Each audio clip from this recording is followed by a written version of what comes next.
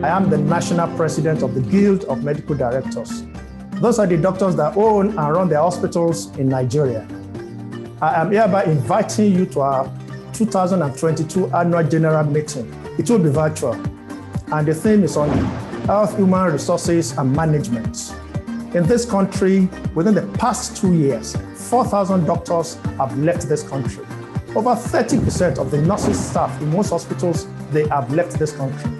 We want to see why this is happening, and we want to see the solutions we'll get out of them. We are inviting you to this so that we can look at the problems causing all these issues and then provide solutions to them. To be an interesting thing. I want you to be there to see how we'll solve all these problems. Looking forward to seeing you. Thank you.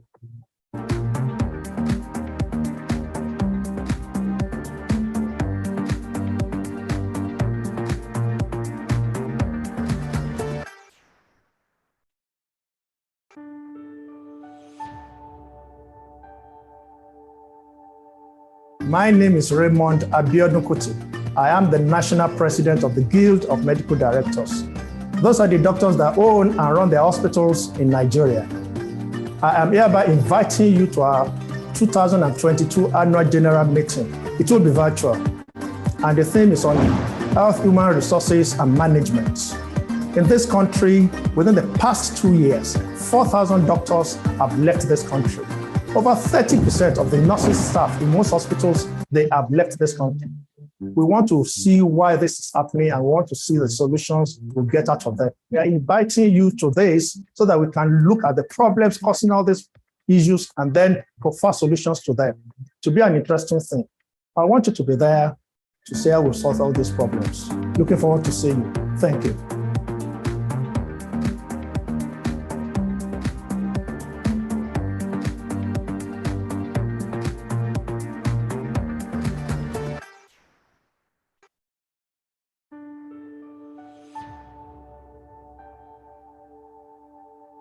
My name is Raymond Abiodun Kuti. I am the National President of the Guild of Medical Directors. Those are the doctors that own and run their hospitals in Nigeria. I am hereby inviting you to our 2022 Annual General Meeting. It will be virtual, and the theme is on health, human resources, and management. In this country, within the past 2 years, 4,000 doctors have left this country. Over 30% of the nursing staff in most hospitals, they have left this country. We want to see why this is happening and we want to see the solutions we'll get out of that. We are inviting you to this so that we can look at the problems causing all these issues and then provide solutions to them. To be an interesting thing. I want you to be there to see how we'll solve all these problems. Looking forward to seeing you. Thank you.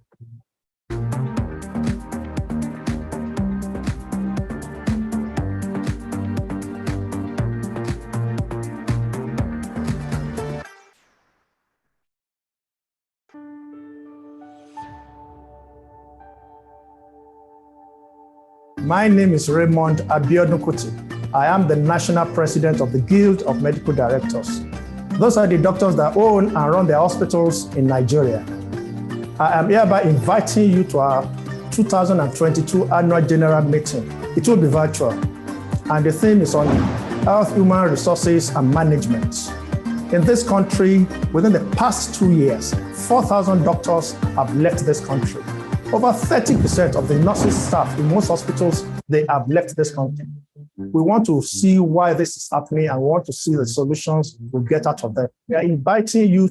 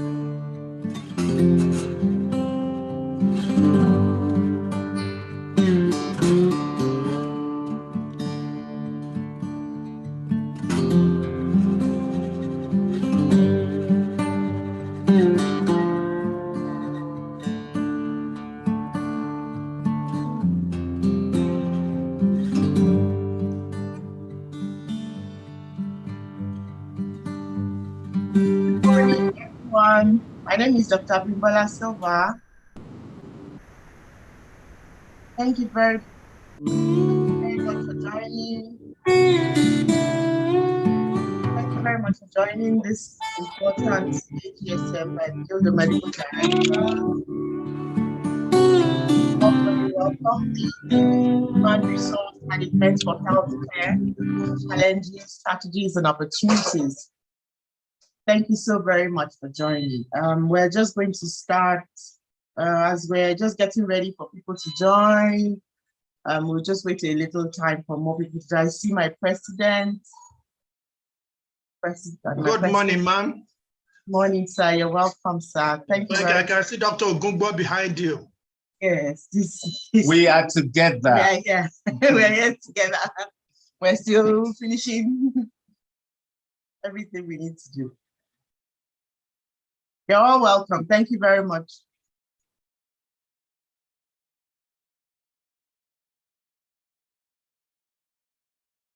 It promises to be an interesting and enlightening program. At 9:30 a.m., we're going to start introducing our special guests. Then from 10:30 a.m., we'll have the guest speaker. First guest speaker, Dr. Amina Mohammed Baloni. I can see I think she has joined.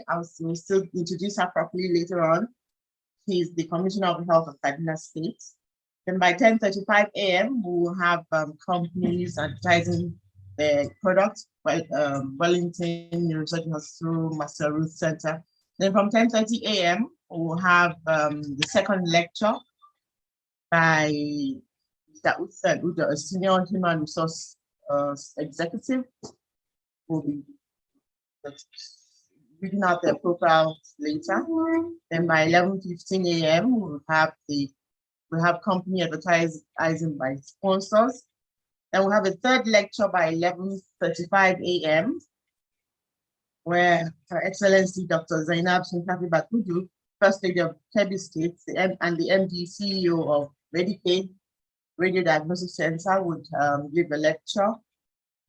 Then by 12 o'clock, we'll have discussions, the panel discussion on basically brain drain. And on that panel discussion, we'll have Dr. Kayode Adeshola, the President of Nigeria Private Medical Practitioners. We'll have Dr. Tony Ajayi, the MP of the Bridge Clinic. We'll have Dr. Juliet Atwini, an aesthetic registrar in the UK. We'll have Mrs. Balanli Onime, Senior Human Resource Executive Chairman, Lagos Island Chapter of Chartered Institute of Personnel Management of Nigeria. And by 12:25, we expect we would have more companies advertise their products. We hope to start rounding up by 12:45 with vote of thanks, and hopefully by 1 p.m. we should have closed the meeting and everybody should have learned something interesting and important. So this is how it would go, and that is just by way of the program. We're just trying to wait for people to get on as we actually start by 9:30 a.m. officially. Thank you so very much.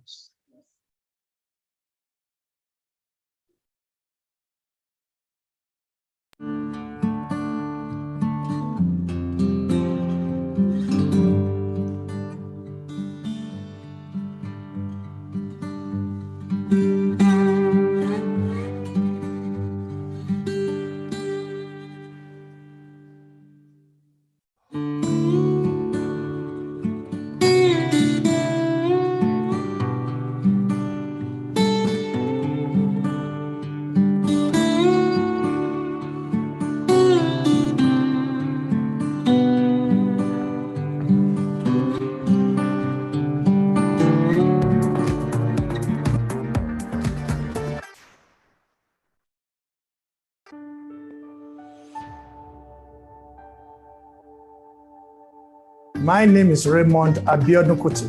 I am the National President of the Guild of Medical Directors. Those are the doctors that own the hospitals in Nigeria. I am hereby inviting you to our 2022 annual general meeting. It will be virtual, and the theme is on health, human resources, and management. In this country, within the past 2 years, 4,000 doctors have left this country. Over 30% of the nursing staff in most hospitals, they have left this country.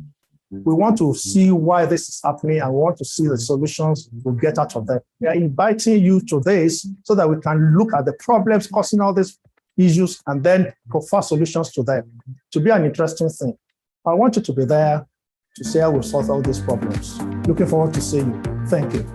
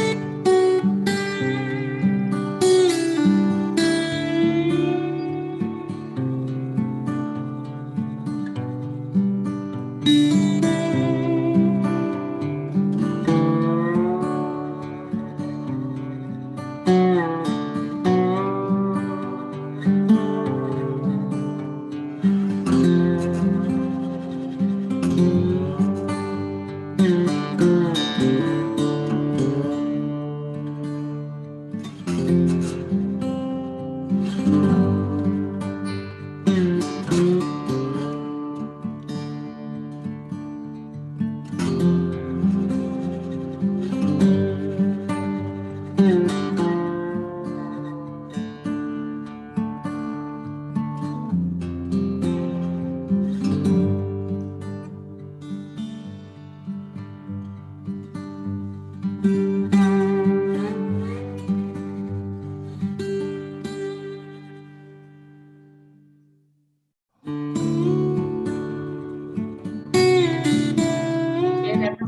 thank you for joining us. I have said, I've introduced Dr. Chairman for this AG.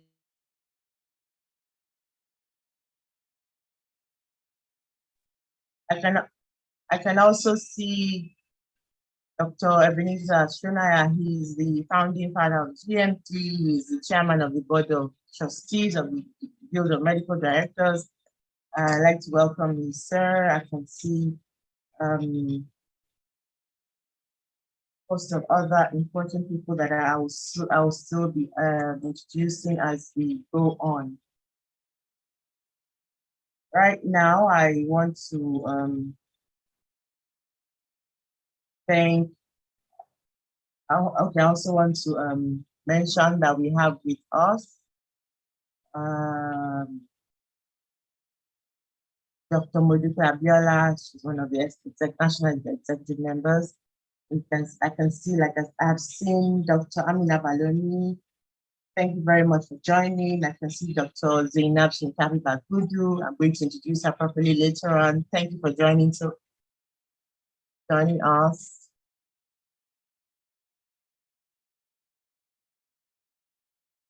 So we will go on into the program for now. Like we have said, the topic or the theme of this National Guild of Medical Directors, AGSM, is human resource management for healthcare. We're going to be talking about the challenges, the strategies, and the opportunities that exist that are available in this regard. So, like I have gone through the program, I would appreciate if the IT staff can project the program briefly so that we can then go on to the first item of the agenda, which is the welcome address by our national president, Dr. Abiodun Kuti.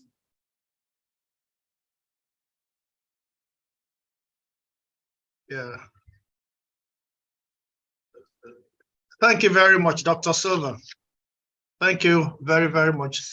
Good morning, everybody, and welcome to the 2022 AGM of the Guild of Medical Directors. I want to thank and welcome Her Excellency, Dr. Zainab Shikafi Bagudu, the First Lady of Kebbi State. Thank you very much, ma'am. My commissioner, Dr. Amina Mohammed Baloni, the Commissioner of Health in Kaduna State. Thank you for coming and attending this virtual meeting with us this morning. Professor Akin Oshibogun, my Vice Chancellor, as I call you, sir, the President, National Postgraduate Medical College. And then my big oga there, Dr. Ebushonaya, the first National President and founding National President of Guild of Medical Directors. Of course, Dr. K. Adeshola, the National President, Association of Nigerian Private Medical Practitioners. Mrs. Bola Onime, the Chairman, Chartered Institute of Personal Management at the Lagos Island Chapter. Dr. Toyin Ajayi from Bridge Clinic. Dr. Hussein Udo, the man with the fantastic frame. Thank you very much. That's the Business and Resource Manager. And then Dr. Juliet Atune. She is a registrar from UK, planning and trying to come back to the country. So she will give us the other side of the story by the time we get to her. And all members of the Guild and all attendees, I welcome you to this AGM. The main thing we are discussing today is about the human resources in Nigeria. And like we all know, the rate at which the health workers are leaving this country is getting alarming. Many departments in the country are getting to a stage in which they are closing down, and we are getting to a situation in which personnel in health services are having issues servicing their departments. The private practice is now getting it badly and is very scary. I know that there's an hospital in which the whole radiological department there has been closed down because we do not have people to manage them. And now we believe also that this is the time we need to know what the problems are, and then I will get the solutions. There are pros and there are cons. I know people have said that financially we are gaining because in the year 2020, the remittance, forex remittance from abroad was about $2.9 billion. But as of this year, it has doubled to about $5.1 billion.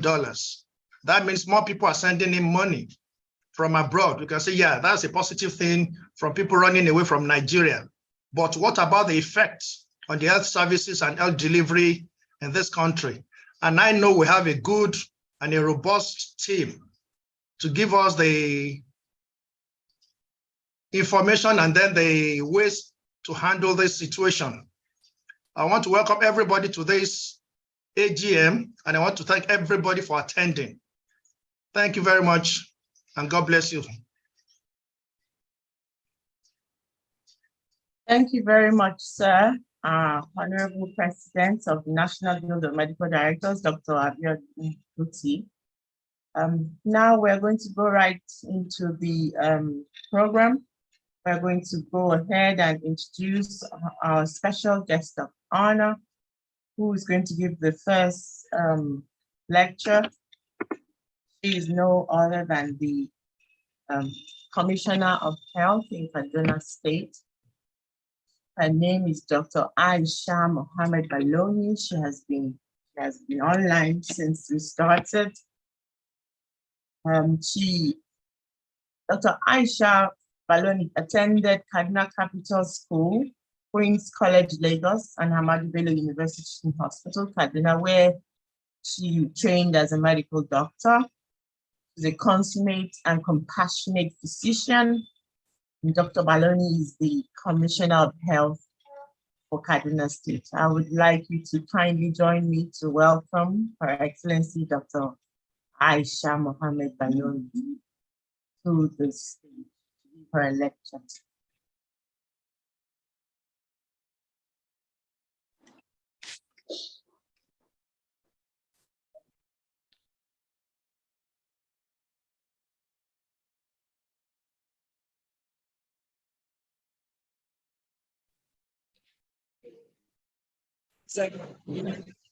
Good morning, everyone. Please, can you give me the permission to share my slides?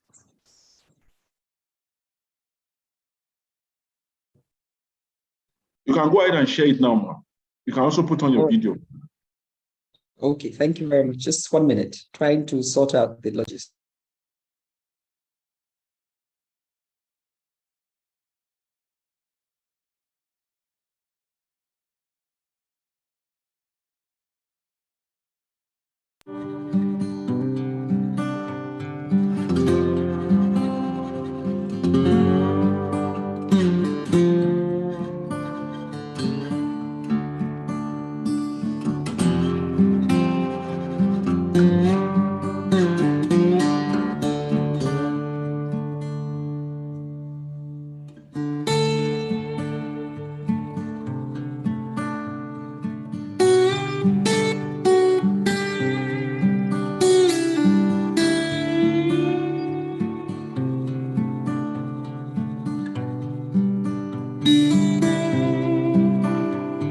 Hello, I've been disabled, so I can't share it. It's saying disable this.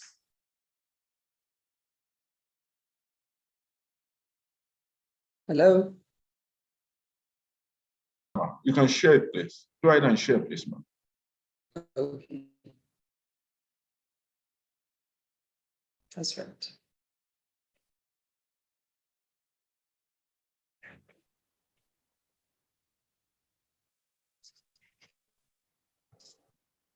Okay, so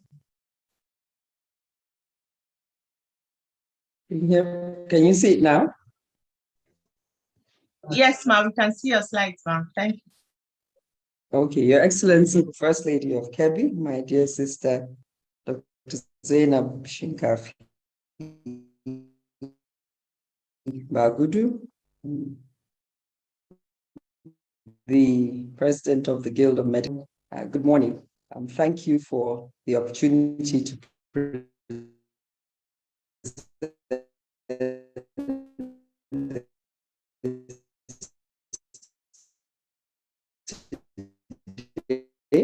as we all know, that delivery is challenged.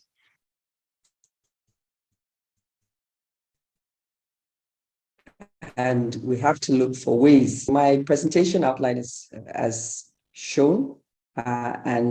Just by way of setting the stage, what is human resource for management? Health human resource management. This is how we look at and how we manage the healthcare workforce in the human setting.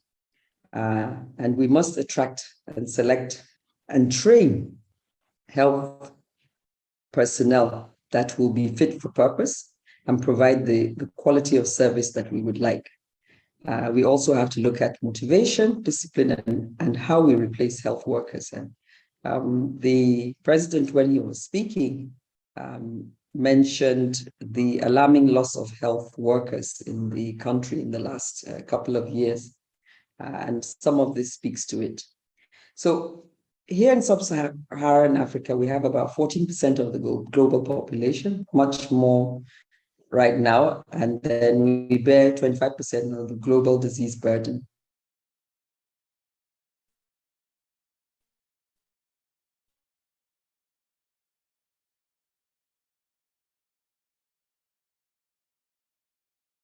But only 3% of the global workforce. And I mentioned here that brain drain is posing a challenge for us to meet the SDGs.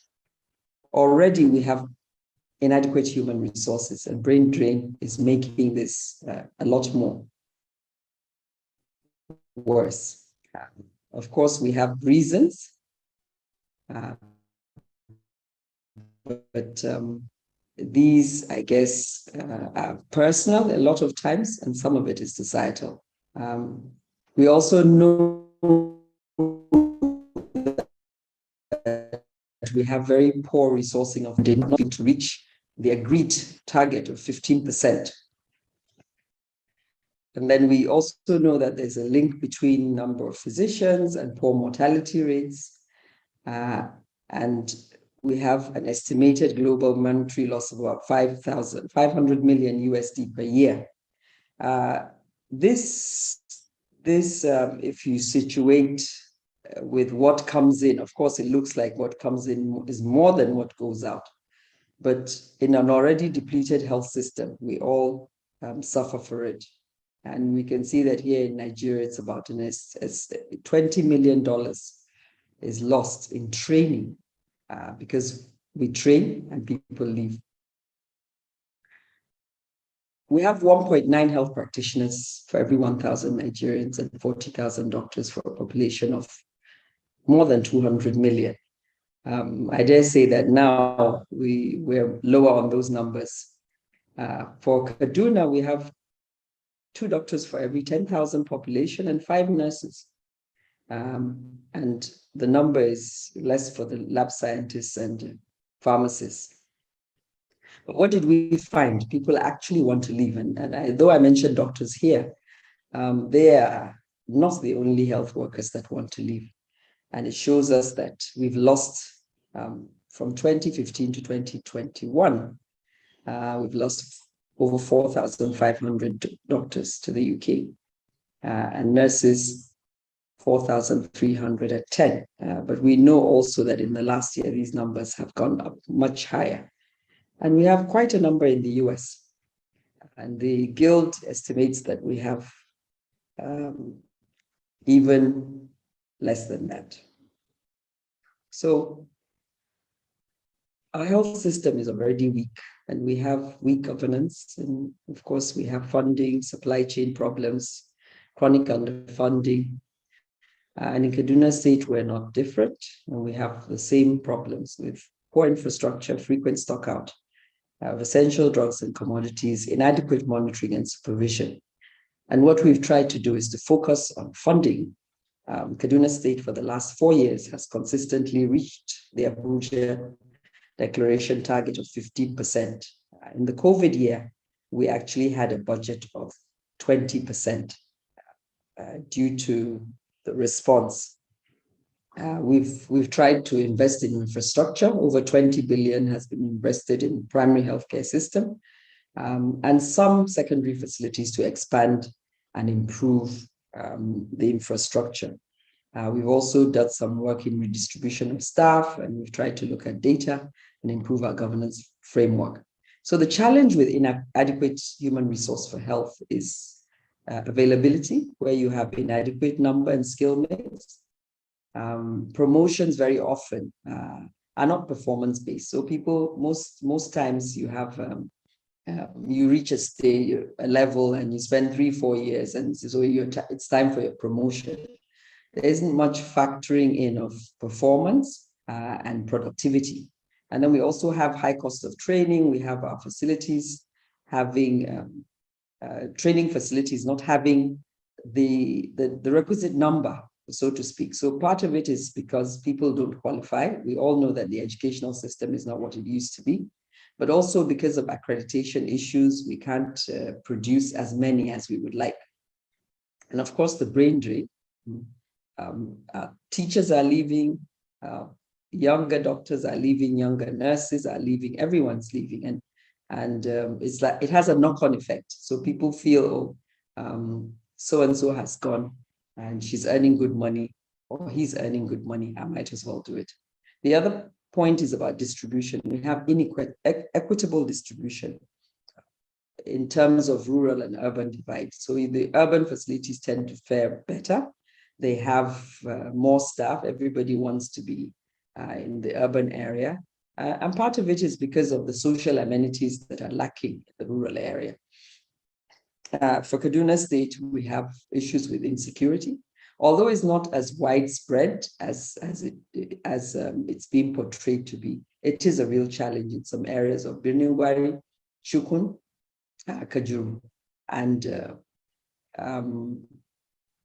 the rural areas in general, where governance is not very strong.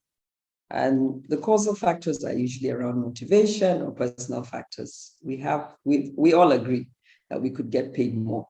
And then you have poor working conditions, weak infrastructure, some discrimination at local government. Even though we have need, you find when you want to recruit, people start bringing up indigenship, people coming from outside to take our positions and the like. And for some of the paramedical staff, they feel that there's a limit to what they can rise. There's a very big argument going on at the moment for people to, other health staff, to leave the health sector. And there's an orchestrated plan. It looks like a grand orchestrated plan to be against some sections of the medical sector, workers against others. Of course, you have poor intellectual stimulation. Some people feel that they're not challenged enough. Work is routine. It's frustrating because you don't have the tools to work. And we all know that there's a code of practice for international recruitment and a WHO direction on not depleting human resource for health in the developing countries, but this is not adhered to. This is the reason why countries can come into this country and just mount recruitment drives and nobody challenges them. Other personal factors are the increase in workload. Of course, if you have less staff, you have more work to do. Our staff have very poor attitude. You could say this is because of the challenges that they face, because of the demotivation. And for some of the paramedical health workers or allied health workers, they feel that they're being discriminated against or they're being looked down by the leaders of the health sector, which are the doctors. And so what are the consequences? If you have excessive workload, it plays on your morale. It's physically takes a toll. It also worsens the inequity because more people are in the urban than in the rural. And then it means that the rural population, which has a higher, in many cases, disease burden, is less well served. And then you have all sorts of quackery going on. Maybe in the government sector is not so high, but in the private sector, and you see a lot of people employing unqualified health workers to man their facilities. Anybody that wears a white coat, a white dress with a nurse's cap is called a nurse, but that nurse may not be a nurse, be a Jew or something else. And you find that the quality of service becomes lower. Then you have poor quality of poor outcome, poor health outcomes. And of course, the vicious cycle continues. We have low productivity. And ultimately, when you have a health workforce that is burdened by poor morbidity and mortality, you're going to have a reduced economic growth and development. Again, to bring up the situation in Kaduna State, we have 12 health institutions, of course, but we still have gaps, and we have a high attrition rate. We've tried to mitigate this. We've tried to do recruitment and redistribution of staff from urban to rural, tried to bond medical students and other allied medical professionals, and we're investing in training. This, to get to a close, is the challenge we face. Look at the numbers we have and the population we serve. So it is a challenge. And health worker, human resource management is very, very important. We have to put in mitigating measures, but the other two speakers will speak to how we manage that and the opportunities that we have. Thank you very much for listening. I will sign off now. Thank you.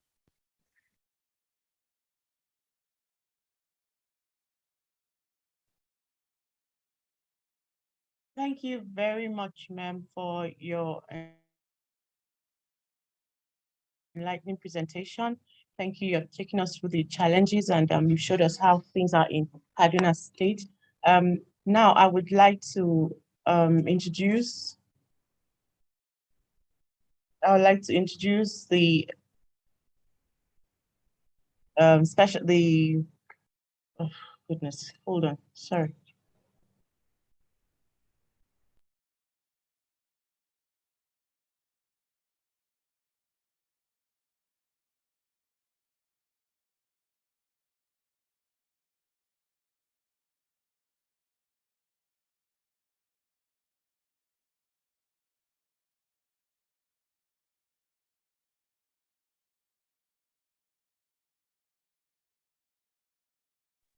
Now, I'd like to introduce the other speakers that we have. We have Dr. Zainab Shinkabi Bagudu with us. She's the First Lady of Kebbi State.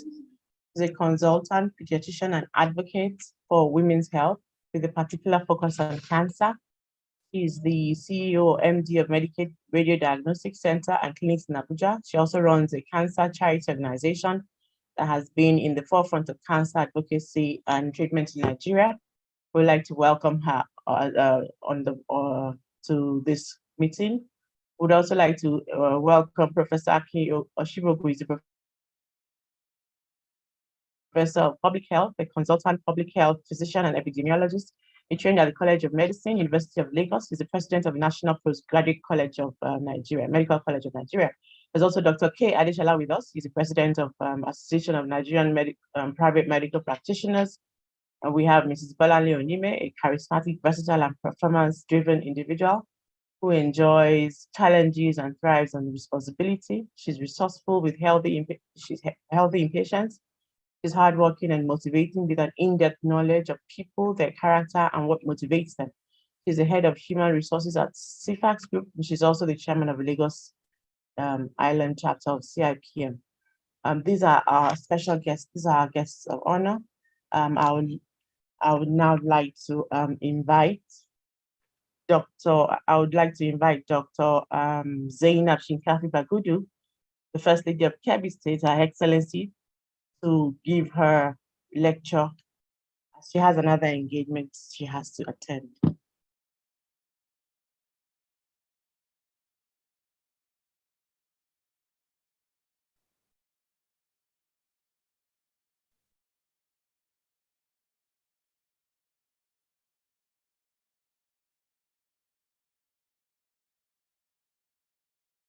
Please join me to welcome Her Excellency, Dr. Zainab Shinkafi Bagudu, the First Lady of Kebbi State, consultant pediatrician and advocate for women's health, as she gives her lecture. And she will be talking about the opportunities that exist in human resource management. Thank you very much.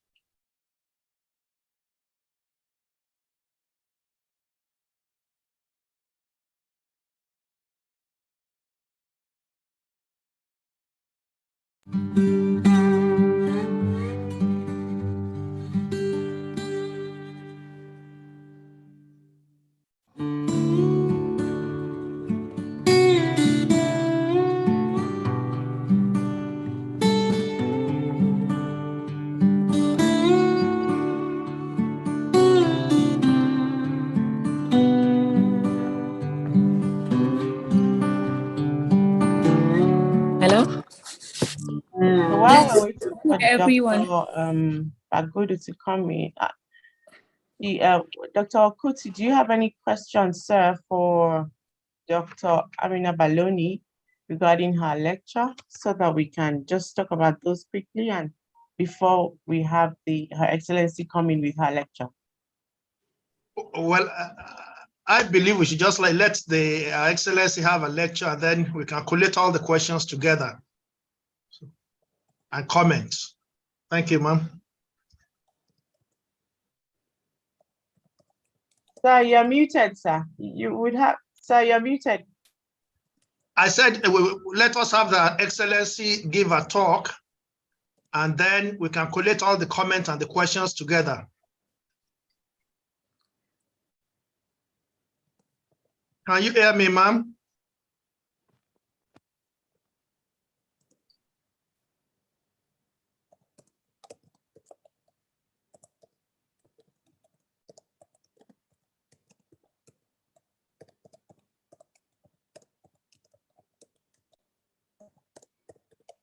Dr. Silva, can you hear me?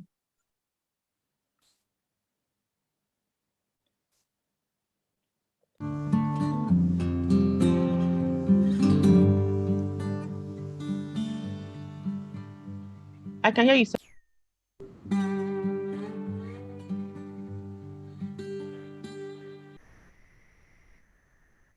Okay, we have a little bit of technical issue with Dr. Bagudu's presentation. So Dr. Kutis, I asked if there were any questions you had for Dr. Baloni regarding her presentation, so that we can just do that while they're solving the technical issues with Dr. Bagudu's presentation, sir. Well, thank you very much, Your Excellency, the Commissioner. The issues you've raised, they are very paramount and important. Apart from the interprofessional rivalry that is actually giving problems to workers. And then, of course, you mentioned about the quackery also, because irrespective of the situation, nature abhors vacuum. Where there are no doctors or nurses, quacks will come in. Are there legislations that will prevent things like that at the secondary level? We cannot prevent it totally, but we can limit it. I'm talking of quackery now. What are the steps the state is taking to limit the practice of quackery at your end, ma'am? Thank you very much for that question. It's very important. So we have there was a survey done, health facility survey that was done 3 years ago in Kaduna. Sorry, 2018. That's 4 years, and we found that there were over 5,000 health facilities, and only about 2,000 of them were actually clinical, registered as clinical, or found to be clinical. They're not registered with us. And we looked in our database, and we have about just under 1,000 that were registered. The majority of these are PPMVs, chemists that double up as clinics. So what we've done is to look at our legislation. We do have legislation, Private Health Establishments Bill, or Act, I would call it. And this was done in 1991. And although it has provisions on what to do with people, we found that it's grossly inadequate. So the fines are like 5,000 naira. And people just pay that if you catch them. So we revamped the law. It's actually in the State House of Assembly. And what we've tried to do is to do a very comprehensive one. What we found recently is that we have now not just clinics, a proliferation of health training institutions. And some of them they're appalling places. It's just a little room or a flat.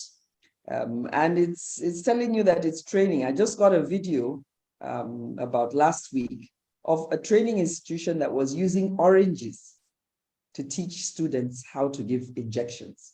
So it's just that bad. So what we've done is to put in a newer legislation, and together with Ministry of Education, brought out a comprehensive checklist. We've increased the fines.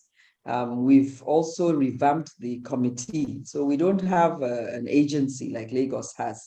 That bill will have provisions for an agency, but it was a committee, and that committee was grossly inadequate. It was under-resourced. And so we've revamped it, and we put in, I don't know whether your president in Kaduna or your chairman in Kaduna has told you, but they're part of the guild, is the NMA, ARD, the Nurses Regulatory Body. Everybody that's in the space is part of the committee, and we go out quarterly, and we've co-opted the community leaders, because they think there's a clinic here and it's important, and they don't want it removed. But we've put them in a committee. So quarterly we go out and we check and we try to get people out. But it's very difficult because the corners that they go to are places where you won't know, and the people don't know the difference. And so it's legislation we're trying to do. We're trying to do the enforcement. We're also trying to do it together with other agencies like the Inland Revenue Service, who have a lot more money than we do, to fund these trips, because they also want to get some revenue from registration. Thank you. Thank you very much, ma'am, for the great work you're doing in Kaduna. Thank you so much. It's interesting and refreshing to hear that it's not just to write laws. You actually go down and get your boots wet, and go down and do what you need to do and ensure and enforce, just like you said. Well done for the work you're doing. I really appreciate you. Thank you so much for your time out of your busy schedule, that you still have time to come and join us. We appreciate it. Thank you very much. Now, I'd like to find out if, I think Dr. Bagudu is ready now for her presentation.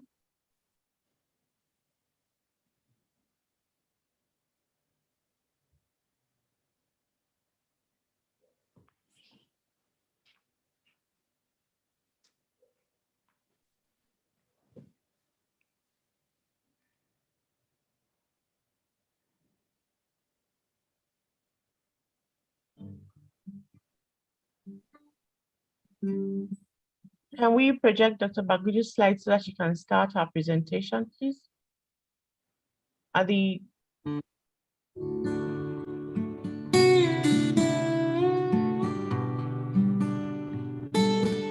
Okay, well, they're still sorting out the technical issues. I would also like to introduce the other people that we have on our panel. We have Dr. Toyi Ajayi. She's obstetrician gynecologist and the MD of the Bridge Clinic Lagos. She's going to be part of the panel discussion that we're going to have later on. There's also Dr. Juliet Atune. She's a registrar in anesthesia in the United Kingdom. She's here in Nigeria for a short sabbatical stay, and she'll be sharing some important experiences she has had with us. So she's going to be part of the people in the panel discussion. We would now entertain some adverts from our sponsors as we wait for Dr. Bagudi's lecture to be ready. Hello, ma'am.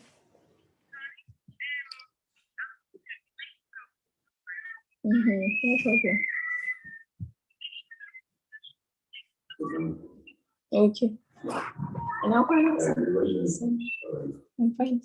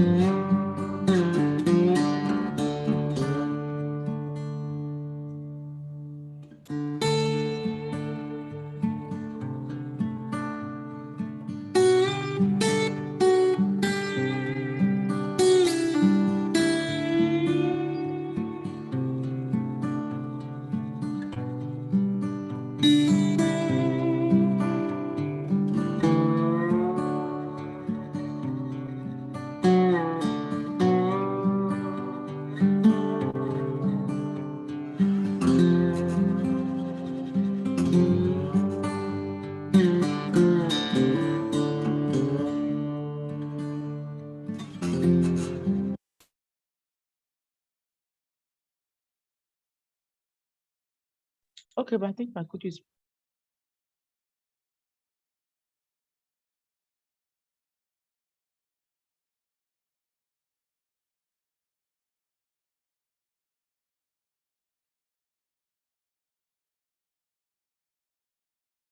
Nigeria so that patients can be looked after in an environment.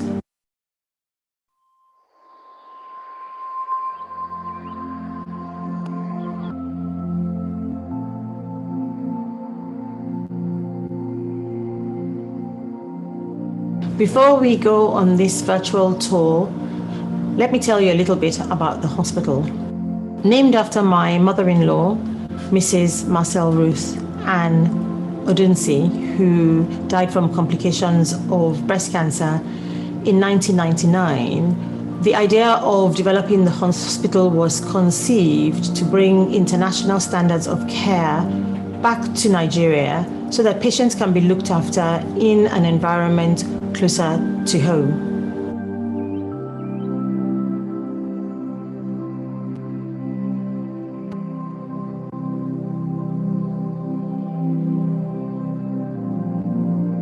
So in the concierge service, we provide a thorough health assessment check, which is tailored to your needs and to your age.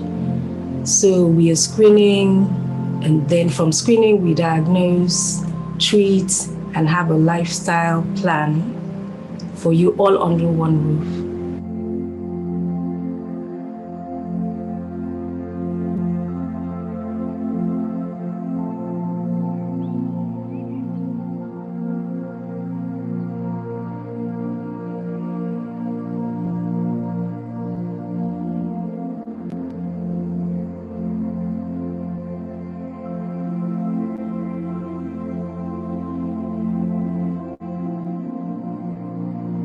This is the first in West Africa and of course the first in Nigeria. It's a very accurate machine for treating all kinds of cancer, including stereotactic radiosurgery. So we can do surgical operation using this particular machine. So we're talking about non-invasive surgery of small brain lesions. And we can also treat all sorts of cancer such as the breast, prostate, head and necks, and every other type of cancer that we take. The good thing about this machine is that it's the most accurate machine at the moment, and it's the state of the art.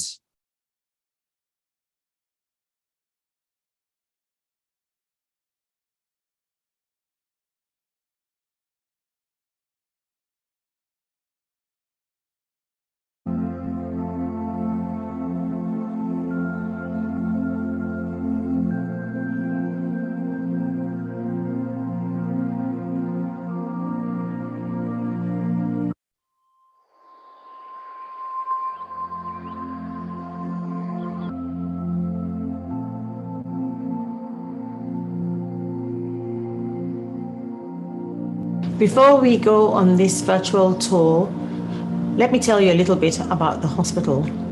Named after my mother-in-law, Mrs. Marcel Ruth Ann Odunsi, who died from complications of breast cancer in 1999, the idea of developing the hospital was conceived to bring international standards of care back to Nigeria so that patients can be looked after in an environment closer to home.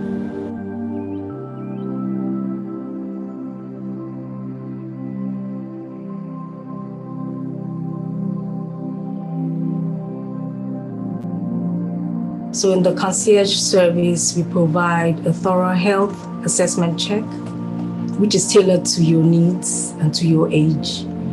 So we are screening, and then from screening, we diagnose, treat, and have a lifestyle plan for you all under one roof.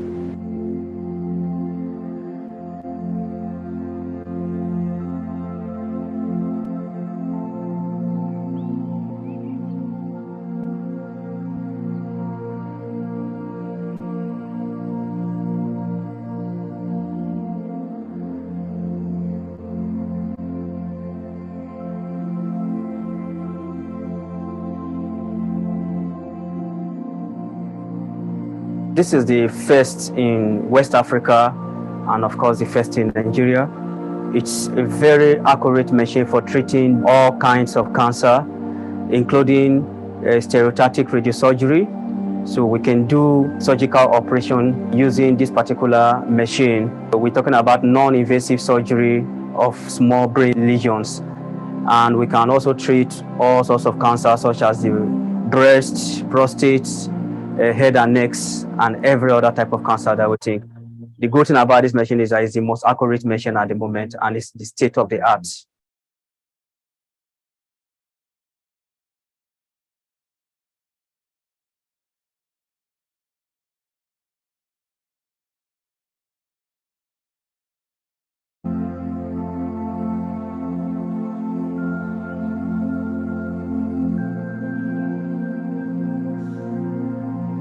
Thank you very much to our sponsors and our donors. Looking at all the adverts, you would wonder whether you're actually still in Nigeria. So wonder why are people leaving? Why the brain drain? How can we keep them here? Because I mean, some of the equipment and machines we're seeing and things that are being advertised, being done in Nigeria now, are impressive. So now we're going to go on to the next, the second lecture by Mr. Usain Udo. He's a business and HR strategy and thought leader with over 30 years of work experience. He has a bachelor's degree of engineering in civil engineering from University of Ilorin. He is the founder and CEO of Zimedi Business Services Limited.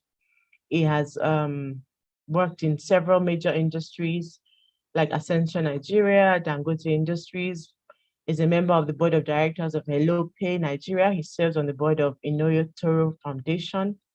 He's a well-rounded, multi-talented C-level executive, personal coach to C-level executives, and is an avid community builder, a people developer, and a father, a husband, and a mentor. I would like to welcome Mr. Usen Udo to come and give his lecture. He will be talking about the strategies that we can employ to curb regarding human resource management for healthcare. I would like welcome Mr. Usen Udo. Thank you very much. Please confirm you can hear me clearly. Yes, we can hear you, sir. Excellent. Thank you, ladies and gentlemen, eminent doctors in the house, our excellencies, our First Lady and the Commissioner. Please permit me to stand on the already excellently established protocol. Let me try and share my slide. Please confirm if you can see. Yes, we can see your slides, sir. Is it on slideshow mode? Not yet. You need to it's not yet on slide F5. It should be on slideshow mode now. Oh, we can see the slides. Excellent, thank you. Let me quickly run through what my mandate is to facilitate a conversation, at least the beginning of a conversation around the concept of how we keep our medical practitioners engaged. I'll explain the concept of engaged and engagement later. Because when I was asked to make this presentation and we were discussing, I had to explain that what the intervention we are looking for in HR parlance is called improving your employee engagement. So I'll approach it, I like to approach this conversation from the perspective of keeping our medical practitioners engaged, understanding the opportunities to align with the changing priorities of these medical professionals. We'll look at the whole concept of the urgency of doing this and doing this quickly within the urgency that my first presenter has already established. And then we then talk about ideas of how we can do this. I think in coming up or trying to think through solutions, the first thing you really want to do is establish the problem very clearly, not in general or vague terms, but very precisely. The first thing we need to realize is the category of people we're talking about, medical practitioners, are what we call knowledge workers in HR parlance. They have some very particular characteristics, which means the interventions you would be coming up with, solutions you would come up with to address their retention or engagement would have to be very specific to the kinds of workers they are. These are workers who can do their research. They have very specialized knowledge. They can do their research, they can gather information, and they can decide how they want to use that information to drive their personal growth. And clearly they know how to communicate and share knowledge should they wish to. These are some of the characteristics of knowledge workers. Now, I would like to start off by sharing two quotations very quickly. And please follow me, because this is both a presentation and a story. And in telling the story, we will then see how the solution or the options open to us would be. I have only 25 minutes to do this. And let me quickly enable my timer to guide me.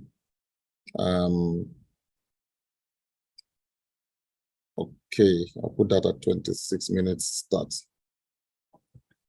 This is the first quote from 2002. This from a health minister back then, Professor Afonso Umosu. This is your industry, so I'm sure you probably remember him. And it's basically cited better pay and medical facilities as the main reason why we were having flight of medical doctors and nurses and paramedics. This was back in 2002. And he made a clear promise that we shall definitely address the problems of doctors leaving Nigeria in droves to take up jobs in Europe and North America. This was 13 July 2002. 20 years later, this is another quote just this year in September. I'm sure you recognize Dr. Uche Uchima, is one of yours. and when he granted an interview to Daily Trust. This is a quote directly from him. Poor salaries and a lack of conducive working environment forces many medical doctors to leave Nigeria for other countries. He promised to do something about it. You can see a pattern clearly here. Sorry, I apologize for interrupting, sir. Your slides are not moving. You just say your title slide. It's moving on my side, so I don't know if anybody is having that problem. Yes, there are a few comments, Yes. but it's not moving. All of us, your slides are not moving, sir. You probably need to go to slide show. You shared the PowerPoint rather than the presentation. So when you are starting the presentation, just go and share the presentation, not the PowerPoint app. You will see presentation beside it. So you can share that and everybody will see one with you. Okay, let me try this. Okay, is it changing now? It's done now. Not yet. Okay, I haven't seen anything yet. Has it changed? 20 years later, yes, it's here now. Okay. Now, now that I've shared it, I can't see what I'm. Yes, I can see it. Okay. You will see it via your Zoom. Just look at your Zoom screen, sir. I'm looking at my Zoom screen. Okay, but are you seeing the next slide now? No, not yet. Someone suggested stop sharing and start again. Yes, I can see the next slide. No silver bullet. Okay, that was the next slide I was looking for. Now let me try again. Share. Let me try this. Screen 2. Now confirm if you can see it. And what I'm going to try and do is go back to the prior slide. Okay. Are you able to see the prior slide? No silver bullet. Yes, you can. I can see it's 20 years later. Okay, now confirm that you can see. Confirm that you can see no silver bullet now. Yes, sir. Okay, thank you. So we're back on. So clearly you can see, sorry about that interruption. So clearly you can see that there's a pattern there. Our Vice President made this very clear, and this is going to be illustrated in my presentation. There's clearly no single solution that would solve this in perpetuity. That's going to be a coalition of solutions, and that's what you would see coming out. But let me put a scenario here and paint an image for you to understand this issue, how endemic this issue is, how systemic the issue is. I think my prior presenter had established that the general standard that had been accepted for the percentage of budgets developing countries should have for their health sector is 15%. This year, 2022, the national budget for health for Nigeria was 5%. I'm not sure all of that 5% was even disbursed in the course of the year. I'm happy to hear Kaduna State was able to achieve 15%. That's fantastic. But for the national level, it was 5%. Sometimes when you want to solve this problem, you use analogies and you use other places you can compare. Education, for example, the accepted level is 26%. This year, it was 5.5%. Now, when you begin to look at that, and you look at some of the comments we've heard from the people who are running this sector for us. I mean, I'm sure you must have heard earlier comments by some very eminent people that doctors can go. We have enough doctors in Nigeria. If they want to go, they can go. And these are our decision makers. Those are some of the systemic issues you're facing. Now, pack the issues aside. If you're going to solve a problem, what are you solving for? Let me briefly tell you, from a layman's perspective, what I understand is likely to happen in your sector over the next 5 to 25 years. You know this better than I do.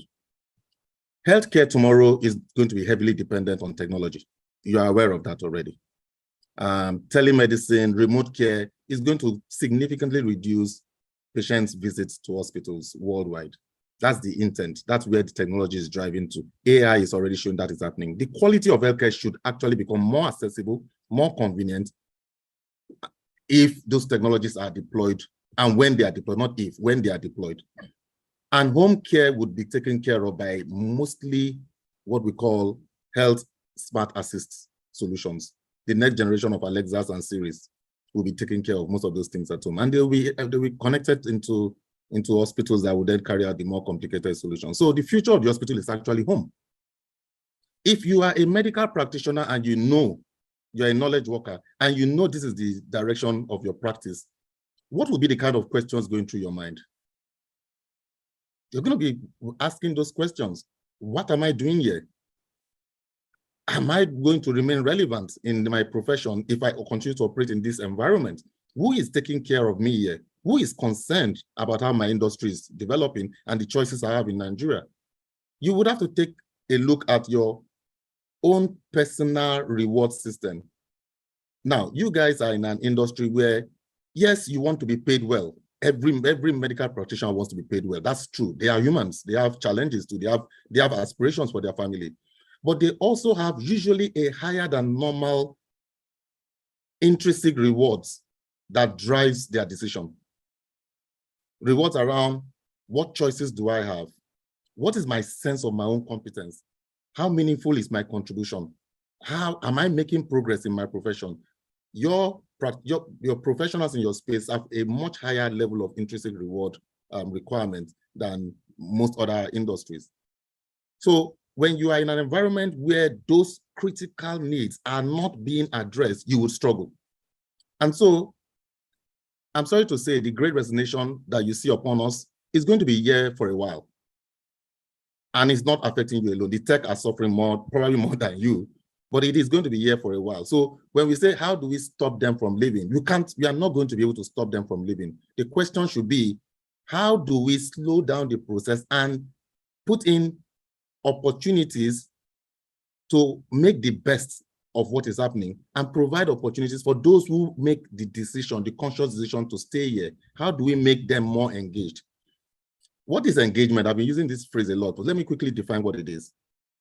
Engagement is how involved and enthusiastic an employee is in his place of work. How involved and enthusiastic they are in their place of work. That is engagement.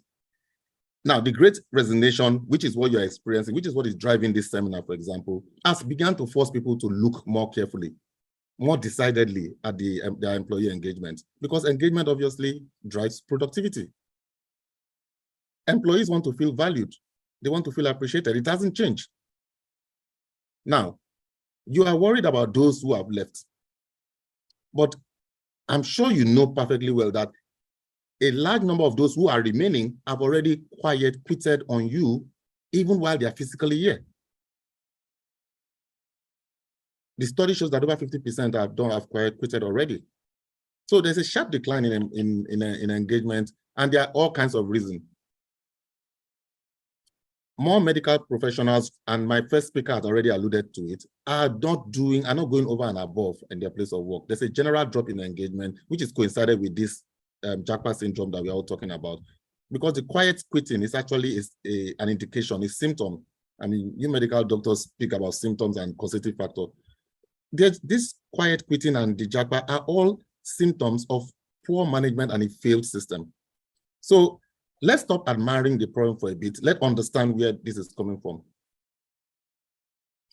The immediate management, the immediate managers of our medical professionals have a key role to play here. And that's where most of you listening here, the owners of hospitals, this association is probably the only opportunity left to solve this. So now let's talk about some numbers. Don't try to read this slide. I'll just tell you what it is. As I was doing my research to see what we can do, the first thing was to understand what is causing people to leave in developing economies, because it's not just Nigeria that is suffering this. Why are they leaving? What are the conversations, the lines of argument for those leaving? They're talking about struggling to realize unmet material expectations of themselves and for their family. They're talking about strain and emotion, and strain on their emotion at seeing their patients die from causes that they know they could take care of if they had better facilities. They talk about fear and of course wanting to feel respected. When you narrow that research and you look at the ones that have been done in Africa, particularly in Cameroon, Ghana, Senegal, South Africa, and Uganda, you see a similarity. the reasons why people are leaving revolve around, one, they want to upgrade their qualifications. They want to stay relevant in their profession. They obviously want to improve their living condition. South Africa, for example, they want to get away from the violence in the community. And then obviously they want to get pay. Pay, upgrade my qualification, live better living conditions, okay, are the main drivers. I'm going to skip this slide because of time.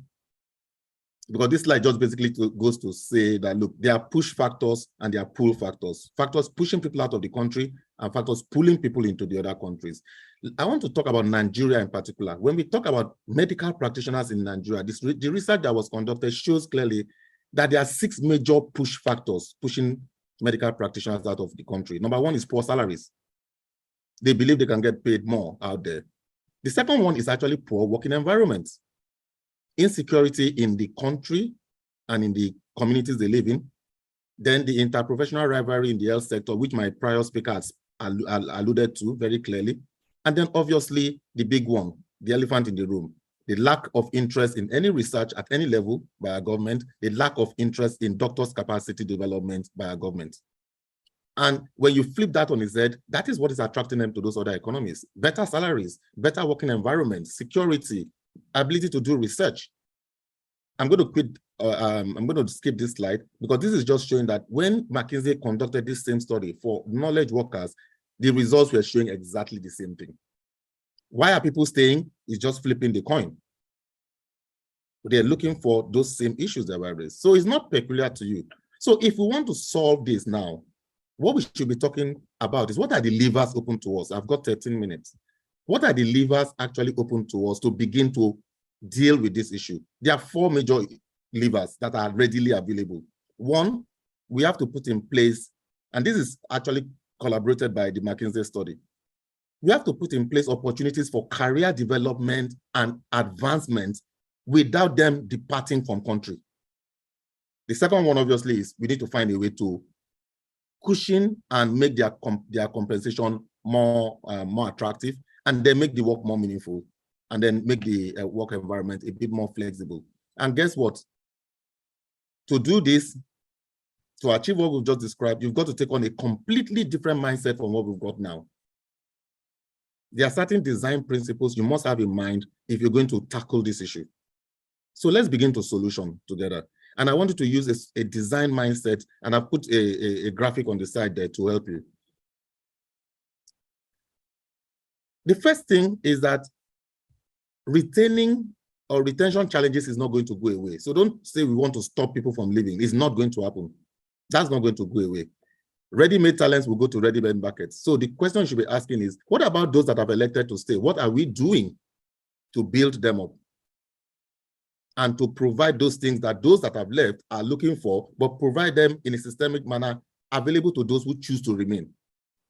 Should we be focusing on those who have left, or should we be focusing on building a credible pipeline, knowing that it is very expensive to train these people? So how do we build a powerful systemic rehiring process? Because there's clear evidence that a lot of the people who have left will come back once they realize that it isn't everything that was promised that is out there as promised. I don't have time to go into several examples I have gathered from preparing for this presentation because time is short. But there are many examples of people who have left who are very willing and ready to come back if the rehiring process is made very, very convenient. We can't solve this problem as individual hospitals. I need to make that very clear. No matter how powerful, no matter how big you are as a hospital, you cannot solve this as a hospital. You have to solve it as a coalition. And the real answer is bring some of the JAPA benefits as close home as possible. Keep that design mindset. The options that I'm going to be talking about that are open to us can best be done through collaborations and partnerships, not as individual hospitals. Now you can achieve some things as powerful individual hospitals, but your best step forward is to work as a coalition and a partnership. Because your medical practitioners, just like all other knowledge workers, are not looking for just employment contracts anymore. Their eyes are open now. They are looking for experience. They are looking for an experience contract. What experience do I get working with you? We're talking about a combination of the right leadership, the right culture, and a great employee experience. That's what they're looking for.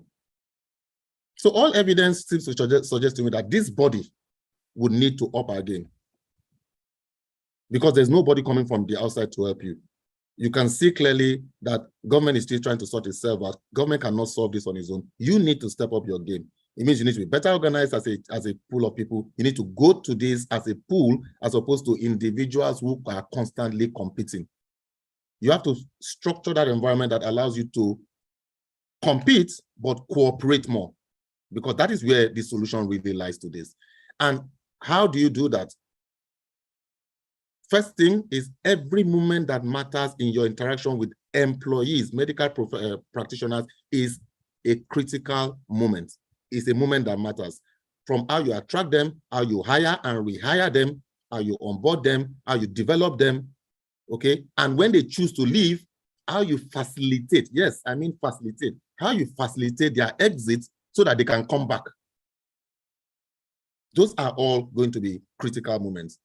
Now, Hussein, how exactly can you do this? Very simple. If you want to solve a problem, when it's an employee engagement problem, the first thing you need to do is ask. Ask the question, how can I help you stay in Nigeria? And there's a survey that can help you do this very scientifically, so you're not guessing. You're not just random shooting. You're not doing a spray bullet approach. You're very targeted. I've given you some synopsis of what I think it is, but you may want to start by simply administering this survey, which exists by Gallup for employee engagement. It's just 12 simple, seemingly innocuous questions that helps you narrow down the places you should actually aim your bullets. You can read those slides. I'm going to make these slides available so you can go through them. Like I said, this is just a 25 minutes presentation. There's so much, there's a limit to the amount of detail I can go to. But first thing is start by asking the question. Stephen Covey says, begin with the end in mind. You can only have the end in mind when you've engaged with the people whom you're trying to solve. I would see GMD sponsoring a massive nationwide Gallup medical practitioners engagement survey. And you'll be surprised what is going to come out of there. The good thing about this is that the design approach shows that once you have started by establishing a current baseline that is scientifically documented, and you can then share a vision of where you want to take people to, you can begin the transformation journey. And guess what? If you go this approach, this systematic approach, by being able to establish a baseline and craft a vision that is compelling, and people can see that there's some honesty and integrity behind it, which I believe only the GMD can do, not government, not individual hospitals, a coalition of medical practitioners that have seen and done this before. This is not new. JAPA is not new. It's been here 20 years ago. I showed you the quotes. But if medical practitioners who know this, and you guys are extremely experienced here, I would shudder at what the combined age of the professionals in this in the GAL will be if you added it up. So if you guys were to do this and put together a compelling vision, that vision could be very compelling. And that would inspire people to begin to craft the solutions themselves, not necessarily you. Because you've crafted a vision, you have established a baseline, you know what the issue is. The transforming experience journey would be so many ideas will begin to come from the same people who are supposed to be jackpying as to why and what you can do to retain them. And then the third one would then be, once you get those ideas, begin to implement. Implement, show small results and build on those results, go back and re-implement. That is the design thinking approach. And there are only three key areas you need to tackle. The social experience. What are the relationships these people are having within the organizations where they work, within the team that they work? This inter-team rivalry that is existing, what are the issues and how can we tackle them? And then the social climate. What can we do to ensure that the most critical people, the most critical resources within our team are protected? They are enabled. What are the benefits we can put that can help them cushion some of the ills that exist in the society, the societal climate? That's the first one. The second one is obviously the work experience. And here I'm talking about not just how it is organized, but how you can grow within the job and obviously how you are rewarded. And I'm going to talk about that. I still got 5 minutes, 30 seconds. The next one is obviously the organizational experience. And I'm not talking about purpose of just Reddington or Lagoon or any of the big hospitals, not purpose of the hospital, but what is the vision? And this vision, from what I've described, if it is a big enough vision that is at the level of a national GMD, people would pay more attention. Then obviously you have to look at technology. From the future that I painted for you, you can see clearly that I know quite a number of hospitals have automated a number of their support functions and their diagnostics functions, but quite a lot in Nigeria have not. And I'm going to show you how it is possible as a coalition to solve for the entire industry as opposed to having pockets of excellence. When you solve for the industry, then the chances that you will retain people because they can see an environment where they can grow is much higher. So with the last 5 minutes I've got, I'd like to make some calls to action. And I hope this is not going to be another talk shop that we will finish with. Oh, wonderful session, and then we'll go away. I would like to recommend that the very first thing you need to do is that the GMD should sort itself out. Get your house in order.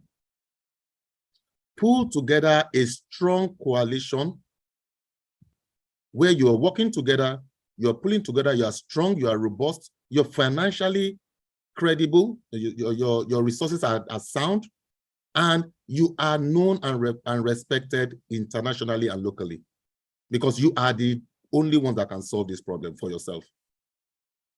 It is only when you work as a collective that you can then approach international alliances and relationship with medical institutions outside of this country, the NHSs of this world, the medical institutes, top-end medical institutes, to talk to them about national level partnerships that allow you to do trainings, secondments, and work experience exchanges for Nigerian medical practitioners who are under the umbrella of GMD, which means these professionals can remain at home, but because they are under that umbrella, they get all this international experience, and they know that within 18 months, I don't know, I'm just talking, 18 months to every 2 years, they will have an opportunity to go on an international secondment, and they work for 3 months, 6 months, earning obviously what they can, what the pay rate is at those places, and doing the research they can do. And then because you have this affiliation with research organization, because you approach them as GMD, not as individual hospitals, these people who choose to remain there will get all the research experience and the exposure that their JAPA fellows are getting, at least some element of it. But you can only do that as a coalition. Then use technology. Technologies are not cheap. But guess what? A lot of the medical technologies that help with support services and decision support solutions in the medical space are now available as cloud-based solutions. Cloud-based solutions by definition means that the cost per user crashes dramatically when the user volume goes up. So when you are negotiating for a nation, it's completely different from when you're negotiating for a hospital. And that's what the coalition does for you. A collaborative partnership means that you can negotiate for solutions that can then be shared by all your members. The unit price crashes dramatically and the standards are the same. Now, I'm sure people are going to be asking, Hussein, so how do we compete? How do I beat my fellow this thing? You can compete and cooperate, but this can help you. And GMD is the only viable vehicle that can carry this vision. I have just 2 minutes, and I know I'm rushing a bit.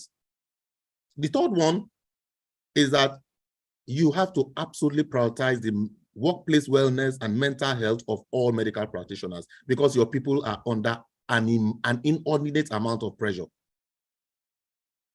A lot of them are under so much pressure. Some of them, I don't want to know what the statistics would be, but a lot of the people they need help.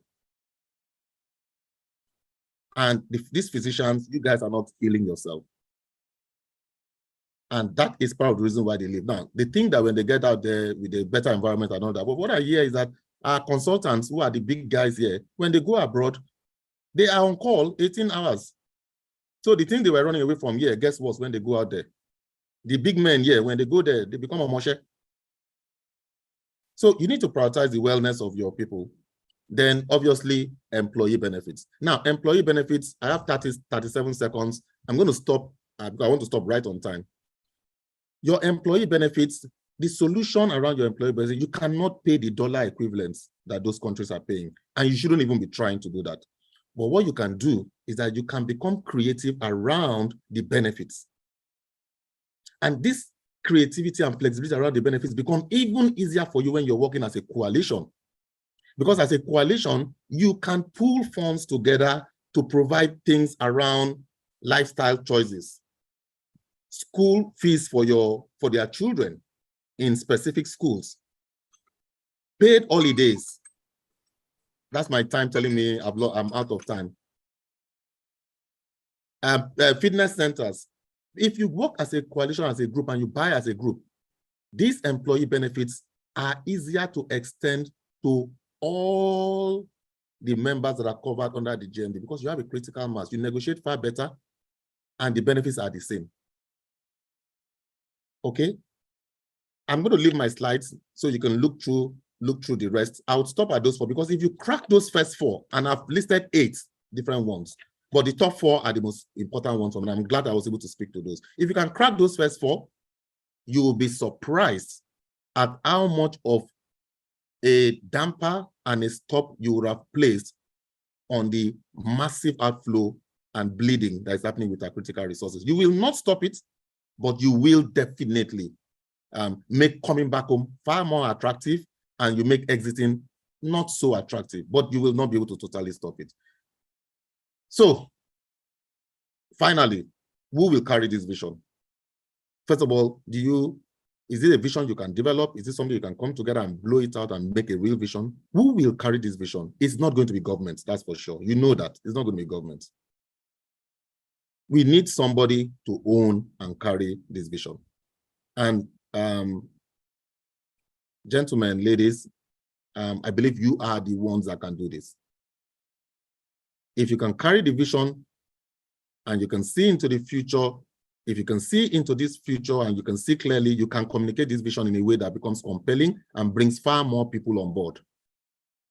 That is my belief, and that's what I think that is the way to go with this. It's a coalition that will solve this problem, not individuals. Thank you very much. My name is Hussein Udo. I'm so honored to have had the opportunity to speak to fantastic and probably the best of the best in Nigeria. Sorry if it was a bit rushed, but I think you got the message. Thank you. 1 minute, 30 seconds over my time. Thank you very much, Mr. Hussein Udo, for a brilliant presentation. There are many accolades for you in the chat box. We appreciate the talk. Indeed, we must work as a team. Then we have to work as a coalition. You said so many great thoughts and great things that came out. We would now, I'll quickly just ask Dr. Jimmy Coker. He's the CEO of Habervit Healthcare Consultancy, to make a few comments. And as we also type in our comments in the chat box. Thank you very much for the insightful presentations. So Dr. Jimmy Coker, CEO, Habervit Healthcare Consultancy, will make a few comments and maybe ask a few questions. Thank you, sir. Yeah, thank you very much. I hope you can hear me. Mr. Udo, that really was an excellent talk. Kudos to you. He's talking. And I fully agree with quite a lot of things that you have elucidated. I could particularly relate to the problems about the millennials and the fact that they only spend 2 or 3 years at the post and they can resign even if they don't have another job. I have 3 kids and I have continued to struggle with that.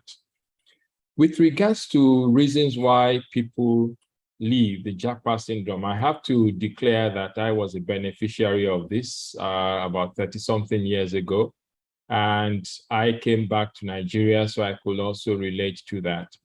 But really, there are a couple of things I want to highlight. One is that we are not training enough doctors at the moment, so that the input isn't even sufficient. We have 42 medical schools, 35 of them are fully accredited. We probably graduate about 3,500 to 4,000 doctors per year. But looking at the GMC register, we have about 40,000 doctors that are registered. It's unlikely that all of them will be practicing. So in relation to patient to doctor ratio, that is also low.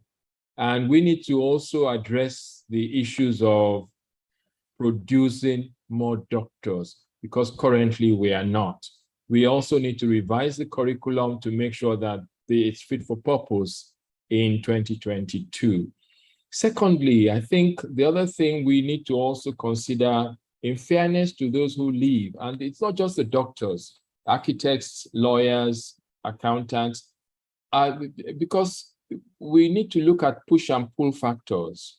And a lot of the things that you have talked about are the pull factors. There are also some push factors like security, like the inflation, like the cost of living, like the education of the children. Because a lot of my doctors who leave, what the things they complain about is the fact that they can't afford the good schools to send their children to. Same thing with housing. And so those are the push factors that also contribute. And so, yes, as Guild of Medical Directors, we can do a fair bit, but there are certain circumstances that are beyond our control. What I 100% agree with you, up until June, I was CEO of the Lagoon Hospitals Group. So I have had to deal quite a lot with managing the workforce crisis. And I totally agree with you about the collaboration. It's really, really key that we address this as a sector, not as individual hospitals. Unfortunately, in a highly competitive market like the Lagos private healthcare market, there is more competition than collaboration. And what we find is that when the new entrants come, they compete on salaries, and then, they go poach the established hospitals. And then when newer hospitals come, they go after those ones. So really, it's we're sort of head down, struggling with competing on price, rather than looking at the conditions of service and also ensuring that what little opportunities that are here, we enhance them. But those 4 points that you alluded to at the end of your discussions, I think are extremely useful and something that I would highly recommend to everybody. Thank you very much. Yeah. Thank you very much for your comments. I really appreciate that. Thank you so much. If I could just look at some of the things in the chat. Dr. Baloni is saying that could the collaboration also involve government so that it would be easier to be able to work with bigger organizations. She says it's an excellent presentation. I should think the coalition should involve government, especially around negotiating for international organizations. Can we consider implementing the Commonwealth Code of Conduct and World resolutions, etc.? Brilliant analysis, fantastic. So many accolades. Thank you very much for the presentation. We appreciate Thank you for the time. opportunity. I really appreciate it. Now, Dr. Bagudu is ready. We would like to invite Dr. Bagudu. She is the Dr. Shinkafi Bagudu. I'm sorry, Dr. Zainab Shinkafi Bagudu. Ma, you're muted, ma. She's ready with her presentation. Now, she will be talking about the opportunities in human resources management for healthcare. Thank you, ma. Please, you're welcome, ma. Good morning, everyone. It's a pleasure to be here. My greetings to my senior colleagues, my sister, the Honorable Commissioner, and the Guild, the National Guild, for organizing this and asking me to speak on this very important theme that we are dealing with. I've heard a lot of statistics and information about what we now call the JAPA syndrome. While I'm talking, we'll try to share my screen. So we're going to talk about the opportunities.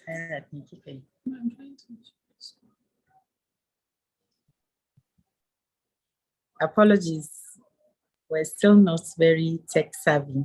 We're just trying to share the screen. The JAPA syndrome, or the human brain drain and flight of our human resources, indeed is calling. Can you please my screen? Otherwise, we'll just go ahead. You're a co-host, ma. You are allowed to share your screen, ma.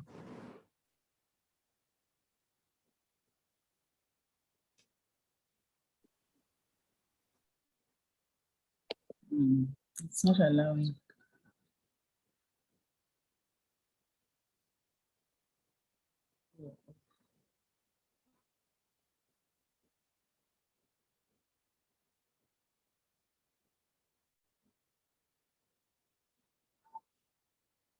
Let me just go ahead without sharing. Look at it from my end. We'll see if Iris is able to do it.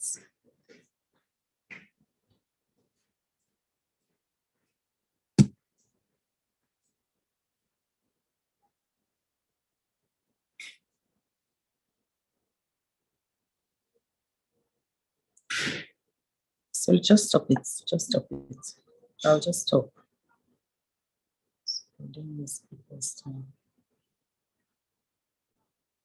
You're sharing screen. Okay, I'm sharing. Can you see the screen? Are you able to see my screen? It's coming up. It hasn't come, but it's coming.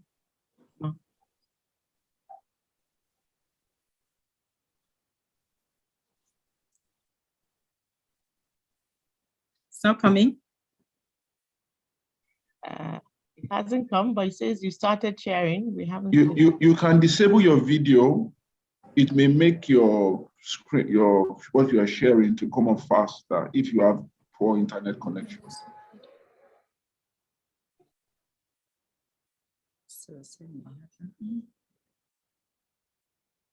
No? So like we've been saying, there's that no other time has it been so relevant for our healthcare system. Human resource management is really very important, but with brain drain on the rise, there's a lot of gaps and it's causing a lot of damage to our healthcare system. Every year we see thousands of healthcare professionals ranging from nurses, doctors, radiographers, radiologists, all aspects of the healthcare system, leaving the country to seek greener pastures. There's also an active effort by high-income countries to recruit people from low middle income countries. In 2020, there was a report that 8,241 medical persons within the NHS were Nigerian. That is in England alone. And out of this number, almost 2,000 were medical doctors. Of doctors to developed region has been blamed on several push and pull factors, some of which we have discussed today: the salary differential, the working environment here and abroad, the career opportunities that exist, and the ability to progress in one's career. Sometimes a residency training can take up to 10 years in Nigeria, whereas in the higher income countries where they have more stable and established health systems, it's much less than that. Not to talk about the governance, and a commonly touted reason nowadays, of course, is security. A lot of workers feel that they can provide a better environment when they leave the country. The latest data from WHO reveals that the Nigerian physician-to-patient ratio is 1:4 to 10,000 persons. If you compare this to countries like the United States, the ratio is in the region of 26 per thousand. And of course, like we said, a substantial number of these are Nigerians. The opportunities for human resource management in healthcare are very numerous, and key amongst them, and which urgently concerns us today, is the training and development of healthcare workers. At least 12 doctors are lost each week to the developed countries. So we need to put in several measures to woo our healthcare professionals in the diaspora back to Nigeria, like Dr. Kokas of the training in a diaspora, but some of us go with the intention of coming back, whereas most do not. So aside from these woo factors that we need to put in place, the policies and the government needs to identify what is lacking and what can be done. I believe that a very robust study needs to be started, whereby we can engage the doctors through platforms like this to actually speak to the government what we are what more can be done. Also, something that I believe is there's a very big opportunity is the establishment of networks and working on mutual agreements with countries that we are losing the most talents to. What do I mean by this? There are bodies like yourselves, there are bodies, colleges of physicians and all the other health aspects of healthcare, human resources, that we can engage properly and understand why they are doing this. And also, more importantly, have agreements whereby we can send our doctors and other related professionals for training with the understanding that they can either come back after the stipulated period, but that pull factor has to become more of a pull. We sit down on a table and have the conversations. We can offer training. The high-income countries can offer training and knowledge development to us in the low middle income, as well as logistics management. You can see the kind of efforts I'm having to share my slides today. So those kind of logistics, not just saying we're going to have a training for you on so-so date at so-so time, but having in place will enable us to do this. Aside from training after graduation, Nigeria's biggest resource is the number. We have a high number of people.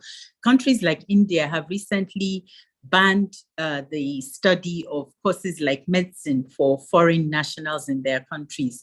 The reason for this is simply so that they can offer more slots to their own indigenes with the intention of exporting these doctors and feeding and fulfilling the needs, the local needs that they have. So if we can enter into such agreements, then it will help us a lot. There are also opportunities in terms of giving back a part whereby of giving back to the home country, whereby the worker can actually come and work in Nigeria or the low middle income country while still being paid.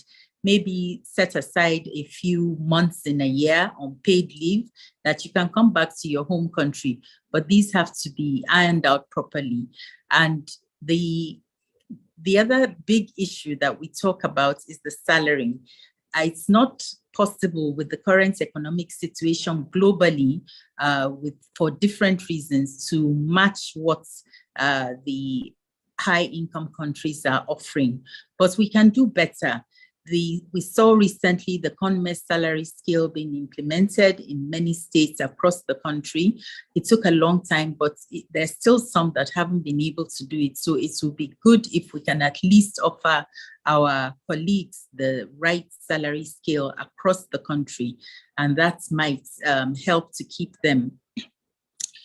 There are also networks. I've spoken about networks, but I want to emphasize a bit more that most countries, yesterday I was on one with the Canadian Oncology Network, but they offer the American Society of Clinical Oncology, the London Global Network.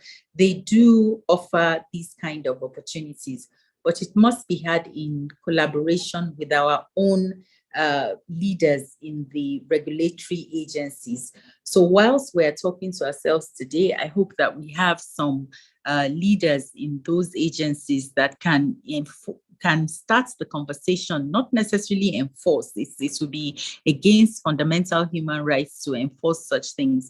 But if there are stipulated opportunities and the governments, through diplomatic efforts, can speak to the countries and enter into agreements that you take our staff, but please let them have at least 2-3 months in a year whereby they can come back. And most of the people, including myself, that are abroad will very much welcome an opportunity whereby they can come home, see their families, be in a nice environment, eat the kind of food they like as they want to at a stipulated time every year. But it has to be planned very well.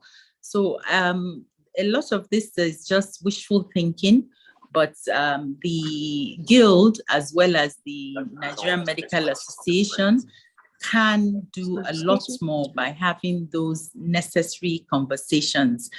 we also need to mentor our medical students a bit more and instill in them that sense of belonging, that sense of nationalism, to enable them to realize what really is on ground.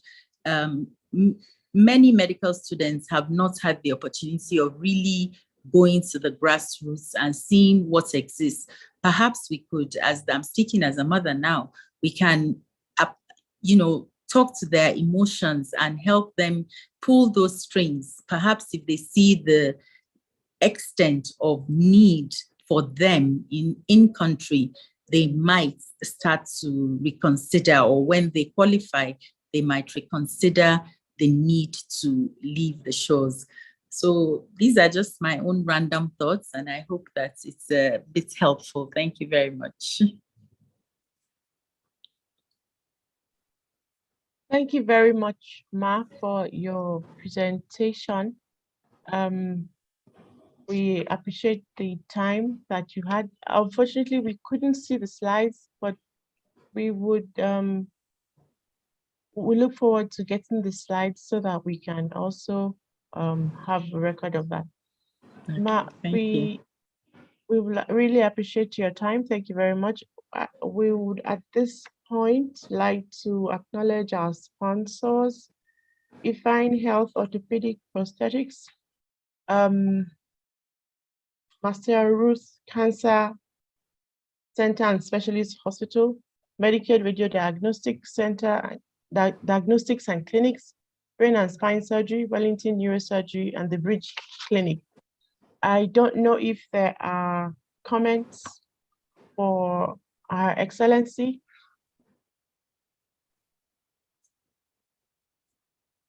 As we prepare for, I will just look through the chat box. Okay, yes, somebody's saying, thank you, Ma. Thank you very much, Ma. Useful hints, wonderful talk, Ma. Hope to get the slides of your presentation later. Yes, we'd arrange for that. Yes, thank you.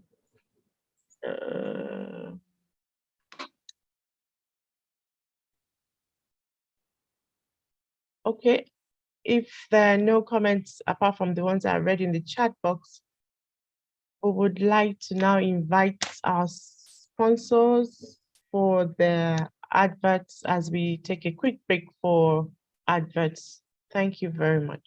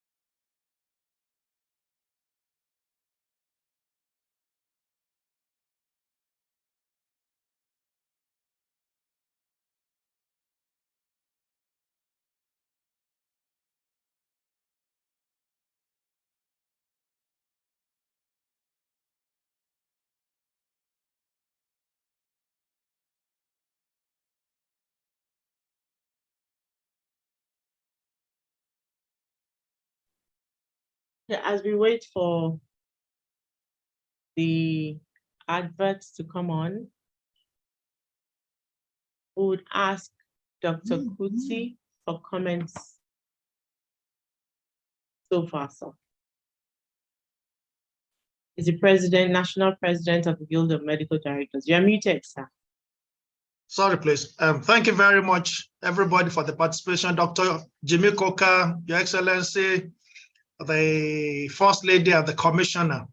It's been an interesting discussion since morning. And then Mr. Hussein, thank you for making us think outside the box.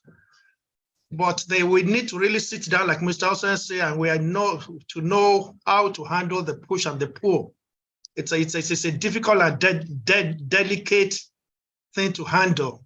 but I'm sure there are many other people out there that have comments and questions on the presentations we have had this morning. I believe we should push the comments to the General House so that we have what people want to say before the next presentation. Thank you. Thank you, sir. So if anyone has a comment, you can just show by raising your hand. In the meantime, I'll read the comments in the chat box so far for the comments that we have been seeing. Dr. Ifeanyi, I want to recognize our presence. She says, workplace wellness for employees prevents burnout. Doctors are human too. A new book addressing the issue. I love that lifestyle. So awesome insight. Dr. Ifeanyi again says, this is great talk. Thanks a lot. Dr. Mojukwe Dada says, awesome insight. Thank you. Then, okay, somebody, Dr. Kuti, I think, says, beautiful presentation. Unfortunately, you were just at the most important area when your time finished. I think we're still going to give Mr. Hussein a little time to finish the rest of his slides if we have that during the panel discussion so that he can just complete what the thoughts he was propagating.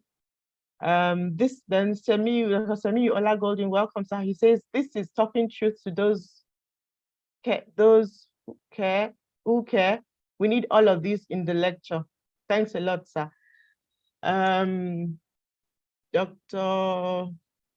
Yes, I've said Dr. Baloni. I can't see any hands up for comments, but we have been called to action. Her Excellency says, well, it could be wishful thinking, but should we want to leave it as wishful thinking? We should see it as the call to action and see what we can do, and let this not just be another AGSM, we have come, we have done, we go back. What next? Call to action. We should be able to get up and start something. And someone said that in the comments too. We can do this. I'm looking for, yes, let's do this. We cannot solve it as a hospital, but as coalitions, collaborations, and partnerships. Let's do this. Employees are looking beyond experience, just reiterating what Mr. Hussein said. They're looking beyond, employees are looking for experience beyond employment. More cooperation needed, guys. Okay, so these are the comments we're seeing. I think we would now wait for the presentations and the adverts by the rest of our donors. Yeah, if I may make a comment. Yes, ma'am. Please go ahead, ma'am.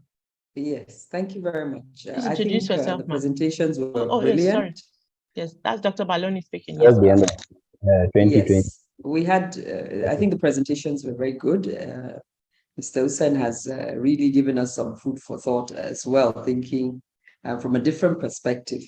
But I wanted to comment particularly on the codes of recruitment and employment that exists. There's a WHO resolution that is supposed to protect developing countries from this kind of poaching or brain drain. There's a Commonwealth Code of Conduct, which we all subscribe to. So I think we should collectively, the Guild and the government should sit down and see how we can apply that. Her Excellency's comments about having agreements with countries that need our services. We have a scheme in Kaduna that allows us to train residents. And one of the things we were trying to explore was that a lot of us doctors went to Saudi, or some of our nurses were, that could we have an agreement where after you've worked for a certain number of years, you can now, we can allow you to go for a year or so, and then you come back. Once you have that, I think, entrenched, then people will want to stay more, because we had a huge challenge. We couldn't trace about 135 of our doctors that we had trained in the state, and a lot of them were out. So if we could have a formal agreement, I think with places where people can go. Ultrasound scan, echocardiogram, electrocardiogram, endoscopy, and specialist consultation like dermatology, ENT, cardiology, gynecology, as well as inpatient critical services. She has not finished.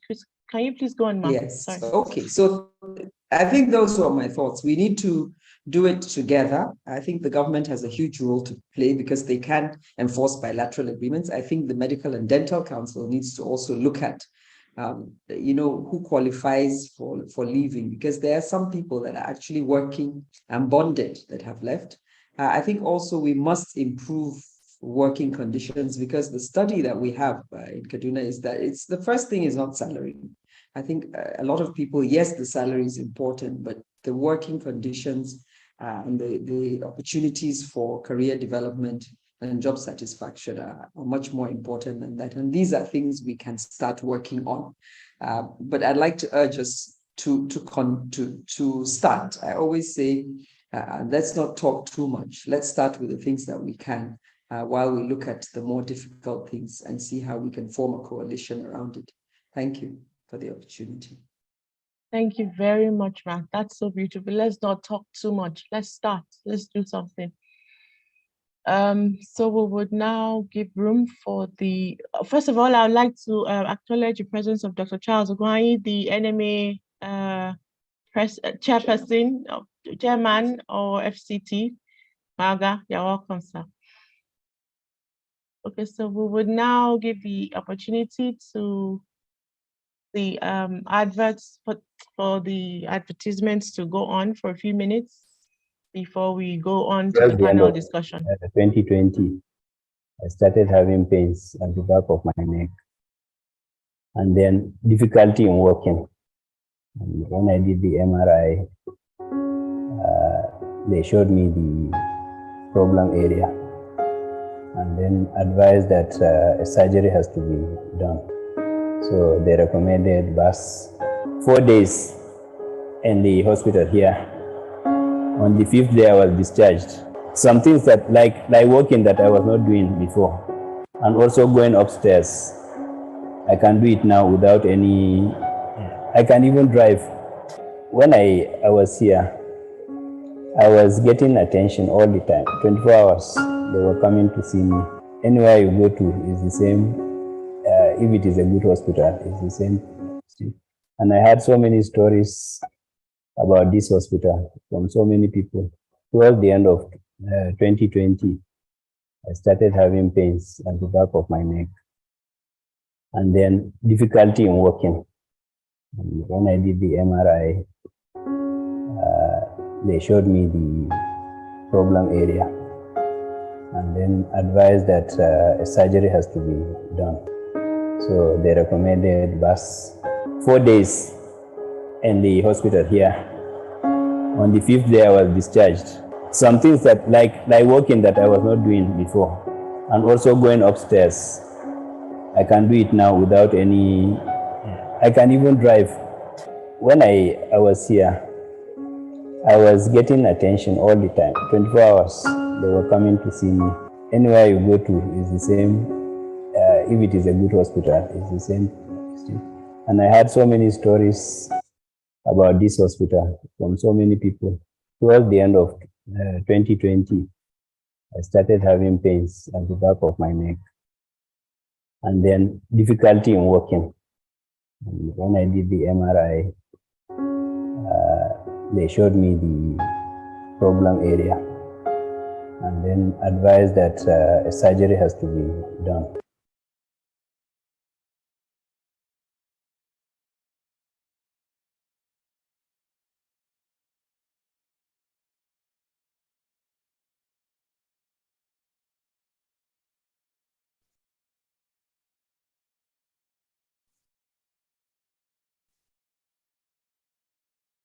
To any of Medicaid Radio Diagnostics branches in Abuja at plot 665 TOS Benson Crescent. Medicaid Radio Diagnostics and Clinics is a leading radio diagnostics that provides world-class radiology and laboratory services where patients receive top-notch healthcare services at a cost-effective rate. Our services includes a wide spectrum of laboratory services and radiological investigations such as MRI, CT scan, digital X-ray, fluoroscopy, mammogram, ultrasound scan, echocardiogram, electrocardiogram, endoscopy, and specialist consultation like dermatology, ENT, cardiology, gynecology, oncology, as well as inpatient critical services. Walk into any of Medicaid radiodiagnostics branches in Abuja at plot 665 TOS Benson Crescent, Utako, Abuja, or our newly upgraded and renovated branch in Wuse at number 2 Libreville Street off Aminu Kano Crescent, Wuse to Abuja for your routine medical check. We implore you to eat healthy diet and check yourself. For more information, contact us through our phone number.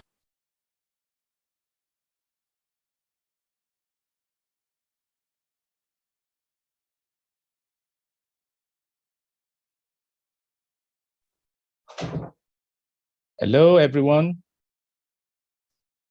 Good morning. My name is Dr. Biodun Ogumbo. I am the chairman for the LOC. Dr. Abimbola Silva has been holding the fort and she's gone on a short break. So we can continue the program. Thank you for being with us. Everyone, we totally, truly appreciate you all. As at now, we have about 50 people online with us. So we will crack on with the program. We actually have plenty of time. We have somehow managed to save time, during this conference and AGM. So we do have plenty of time for discussions, for, information, for, opinions. But first, we're going to go to the panel discussion. And I have the pleasure of introducing Dr. Kayode Adeshola. Dr. Adeshola is, of course, the president of the Association of Nigerian Private Medical Practitioners. He and I have had some good discussions prior to this particular AGM, and he's well engaged with this topic. This is something that is actually very close to his heart, and of course, close to members of the Association of Nigerian Private Medical Practitioners.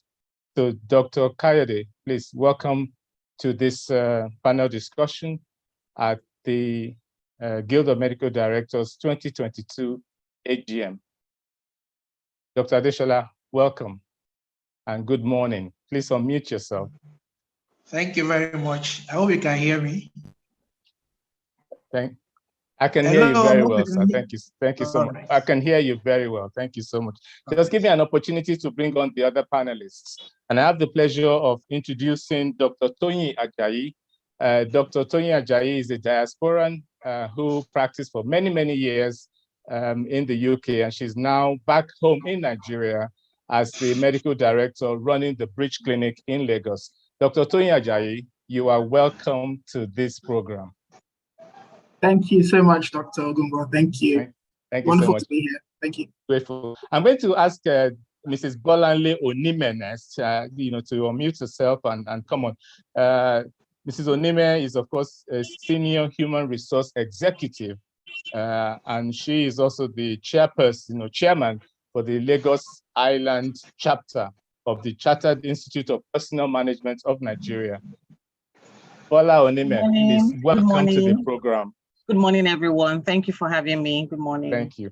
Now, I know you know Hussein Udo, who is also very on well. with us. So both of you are you guys are the heads that we have. You are taking us to a totally different level. So thank you and welcome to the program. Thank you, sir. Last but not the least, my dear friend, Dr. Juliet Atune. Juliet is also a diasporan, but she's a different one. She's still in training in the UK. And so this is a young lady who is currently in Nigeria, taking a short break from, her work as an anesthetic registrar in the UK. So she's going to bring a different perspective. And I think, what she has to say is actually just as equally important as, that of other members of the panel, because she's a young gun, as you say, coming on. So Juliet Atune, welcome to the program. Juliet, can you unmute yourself, please? Hello, welcome. Thank you very much. I hope you can hear me. Yes, we can hear you. Thank you. Thanks for being part of it. So you guys are the 4 panelists that we have. But of course, Dr. Baloni, Dr. Shinkafi Bagudu, Mr. Hussein Udo, and, they're all on as well. So they will be able to chip in every now and then. But can I just say, the way we want to run this is that, I'll give the floor to, Dr. Adeshola, who is the president of the ANPMP, to please, make his own comments. And then, we'll go around and have a discussion as each of you, share with us your unique perspective and experiences on this very important issue of brain drain and brain gain in Nigeria. Thank you so much. Thank you very much. Can you hear me? Yes, we can. Are you here? All right. Thank you very much. We can hear you. Please go ahead. For inviting me, and I want to congratulate the GMD for putting this program together, and for this AGM. I congratulate you. Despite all the challenges in the country, that this has been able to be put together successfully. And of course, for the choice of your theme this year, really very, very relevant. And we hope that as all the things that have been discussed today and every other thing that we are still going to mention, we'll be able to have a good outcome after this series of discussions. My perspective about the brain gain thing, yes. I think it's rather unfortunate. I've been able to listen to, let me use the point to quickly say, I want to adopt the already established protocol with special greetings to Her Excellency Dr. Zainab Agudu, our own Honorable Commissioner, Dr. Baloni, and Dr. I don't know if they may be doctor, Mr. Udo Hussein. I love his presentation and every other distinguished co-panelists and other participants. I welcome you once more to this AGM. I'm sure those that have spoken before me, they have spoken very well, and everybody is seeing the fact that this brain drain has really become a major issue. In fact, in some quarters, it is being looked at as a topic that's strong enough, a situation that is strong enough to warrant a declaration of a medical emergency in this country. If we know how bad this has really eaten deeply into the fabrics of the health delivery system in this country, it's not a joking matter at all. And I've listened to quite a number of people that have spoken before me, but I want to probably talk about the private practitioners and what we are facing now. I happen to also be a member of the National Executive Council of the Nigerian Medical Association. As at our NEC meeting in Gombe early September this year, you could hear the pathetic stories. Some departments in our teaching hospitals have completely folded up because everybody has traveled, everybody has jackpot. And then talking about one or two people rising up to say, I'm the only senior registrar remaining in the Department of O&G, University of Calabar Teaching Hospital. The next person will stand up and say that. And in our own private sector, it has not been funny at all, because we used to have this kind of difficulty retaining our own workers, as per many of them trying to cross into the government establishment. But as it is today, while government is losing them en masse, we are even losing more. And unfortunately, quite a number of the private medical practitioners are on the senior side of age. And as such, you find out that in those days, you sit down in your hospital, you see younger colleagues strolling in, some want to take up some hours of locum, others want to take up maybe permanent weekends, others want to come in and work afternoons when they have closed from their places of work. Today, we don't have them. We don't have them at all. My predecessor as the president of the Association of Nigerian Private Medical Practitioners has a very big practice in Port Harcourt, the Meridian. Every now and then we talk now is lamentation. 4 radiologists just tendered resignation and they are gone. And they are difficult to replace. The last time he tried to call for interview, trying to get doctors, 8 applied. At the interview, only 3 appeared. And they had no choice than to take the 3 of them. And taking the 3, only 1 resumed. It's really a very serious serious matter. At a time when we should be consolidating and growing, we are being forced to cut down. Some departments are no longer, no human resources to run them. So it's really it's that bad that the teaching hospitals are closing down some departments. The private sector, they are really shouting and crying out. And then thinking of ways of mitigating. First of all, something that many of us have not really addressed today succinctly is this issue of security. Apart from the issue of remuneration, a lot of colleagues have left this country simply because of the bad security situation. We must not underplay this and we must not deceive ourselves. We must face reality. Quite a number of people have left this country solely because of this, the decline in the provision of security, a security situation that is so bad that we can no longer travel from Lagos to Ibadan with peace of mind.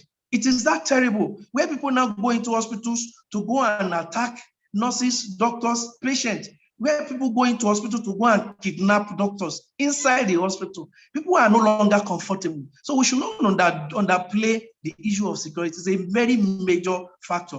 I'm talking about the other way around. It is a well-known fact, like the Honorable Commissioner from Kaduna, Dr. Baloni, mentioned. WHO frowns at the developed countries coming to poach medical personnel from this part of from the areas where we have very low, supply of medical personnel. It is something that both the government and bodies like ours, we need to rise up and take up seriously. Otherwise, this poaching will never stop. You cannot stop people from traveling. They have their human right. They have the right to decide. Besides, you are not providing for them those things that make them to work here. I make to say with boldness that many of our colleagues going to the UK, to the US, Canada, and all the rest of places, if you offer them even less than half the salaries they are earning there, they believe home is home. They are more comfortable here. They are happier here in Nigeria. If you put things right in Nigeria, things will be better. Many of them will either not go, or those that have gone, they would rather want to return to this country. But what do you say? I went into usage, wanted to do residency in surgery. And the next thing, I'm talking about the early 90s, 91, 92. You will have done all your work, go around and do everything. You get to the theater, they tell you there's no steam. And the whole of that day, all the work preparation, everything, you are just left on your own, floating sadly, nothing to do. The next time you go to the theater, it is that the laboratory are on strike. You couldn't complete the investigation, so no job. At the point I got frustrated and I said, if I will ever do that residency, it will never be in Nigeria. So there are so many factors that really mitigate, causing these people to move. All of us should not concentrate on just the monetary aspect. The monetary aspect is secondary. Like I said, less than half of what they are earning there, they will be home here with all the home social and every good support they have here, being a citizen of your own country, where you can enjoy a lot of support and everything. You prefer to stay with less than half what you are going to earn there. And then what does it take us to begin to build? A lot of hospitals are coming up now in Nigeria with the best of levels of technology, services, and everything. But the human resource thing is a factor, is a major one. And there's no amount of gadgets to bring in here that will go to run itself. We need the personnel to do this, to run it, to run the system, to manage the gadgets, to manage the system. So it's really a very big problem that we need to look at. So those that are calling for for declaration of an emergency because of the level of brain drain, they are not stupid. A few years ago, about 2-3 years back, we're talking of a doctor to about 600 patients being the ideal thing. Today, what we have in Nigeria is worse than a doctor to 6,000. It has been worsened by all this brain drain, and they are still going as we are talking. Some of my doctors, they will come to the hospital on the table while consulting. All you see them, the laptop is by the side. They're already writing PLAB, writing USMLE and all those things. At the end of the same, who is looking for a doctor, and we have to sign them to go. You can't stop them. You can't, and you can't match what they are going to earn there. And apart from your money, there are so many other benefits that they stand to gain. They are schooling for the children, better quality of life. Even their own health is not guaranteed here because a lot of facilities are not functioning. Where they are functioning, we don't have the human resources that is needed to back them up.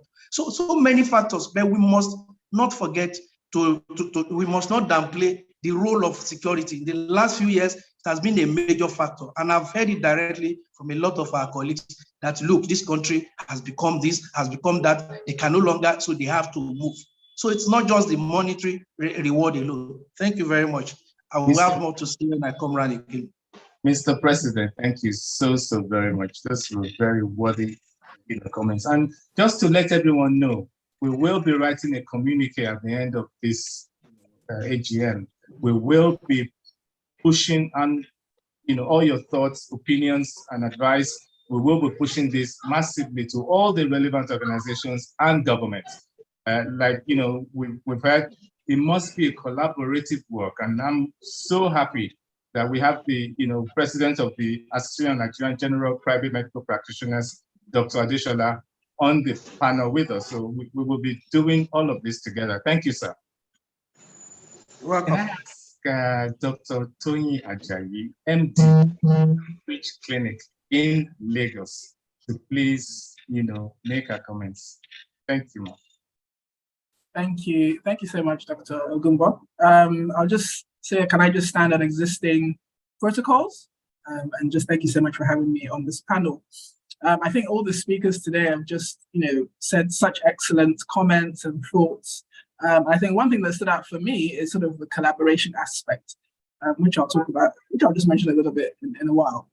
But as Dr. Ogumbo said, so I'm a diasporan doctor. So I actually did everything. I did all my training and everything in England. So I was born and bred in England. So being back here is a total different kettle of fish for me. But I made that decision, in 2018, and for different reasons. My family is here. My parents, my elderly parents are here. My husband is based here.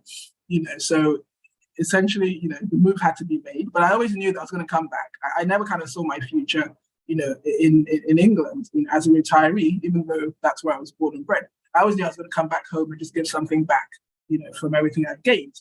So I think, in terms of that aspect, it's definitely been an interesting journey, but we just have so much talent, I think, that we can harness. There's this massive diasporan community, and we just have to find a way to harness that talent. There's a gold mine waiting to be tapped into, really.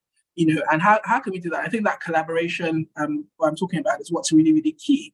We just have to find attractive ways to get people to contribute. Even if people are not coming back physically, technology now has made things so the world is now just very, very small. Technology has made things so much easier. They can collaborate across borders very, very easily. So you can have partnerships with diasporan doctors for virtual consultations. A lot of that is happening anyway with telemedicine, across the borders. So I think definitely that's one very key thing in terms of that collaboration from the diasporans. And then collaboration with us on ground here, with all the different, private entities trying to collaborate with the government entities to try and see how we can actually make things more attractive for those here. I think it's interesting that money is not really the main reason why people are going. I think that security thing is a big issue, and just a better way of life, whatever that may be. So how can we, change things for us on ground here? I think one of the things that helped me settle back here is, I found somewhere that, was not dissimilar to what I was used to.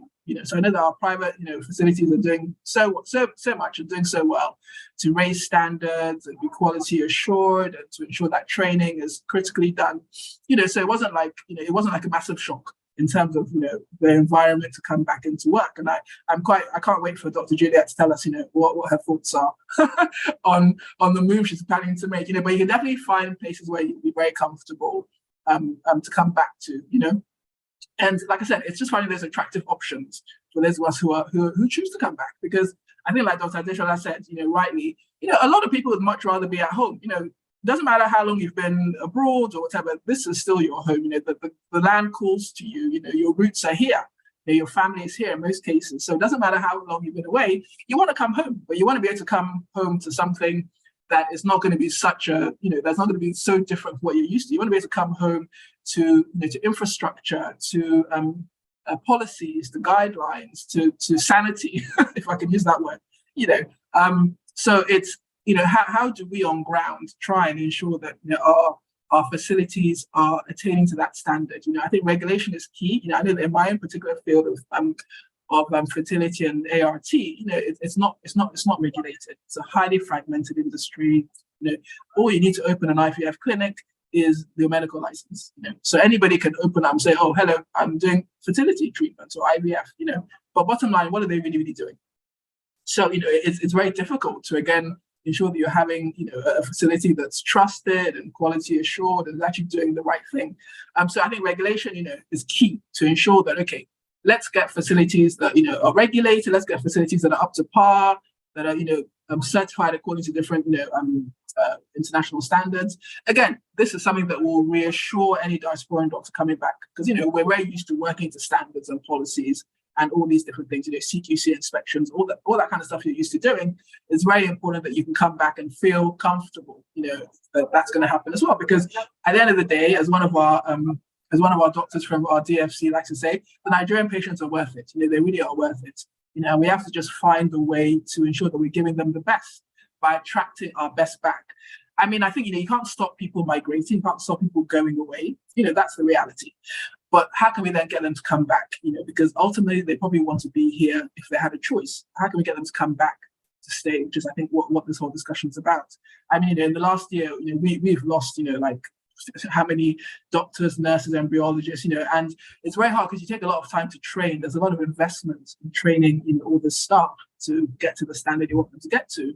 And then invariably, once you've trained them, they then get poached and off they go, and it's like this vicious cycle of having to, recruit, retrain, even, I think someone mentioned before about bonding. Yeah, our clinicians, our doctors, everyone signs a bond, but don't stop them from going if they really just find something different for them to go to.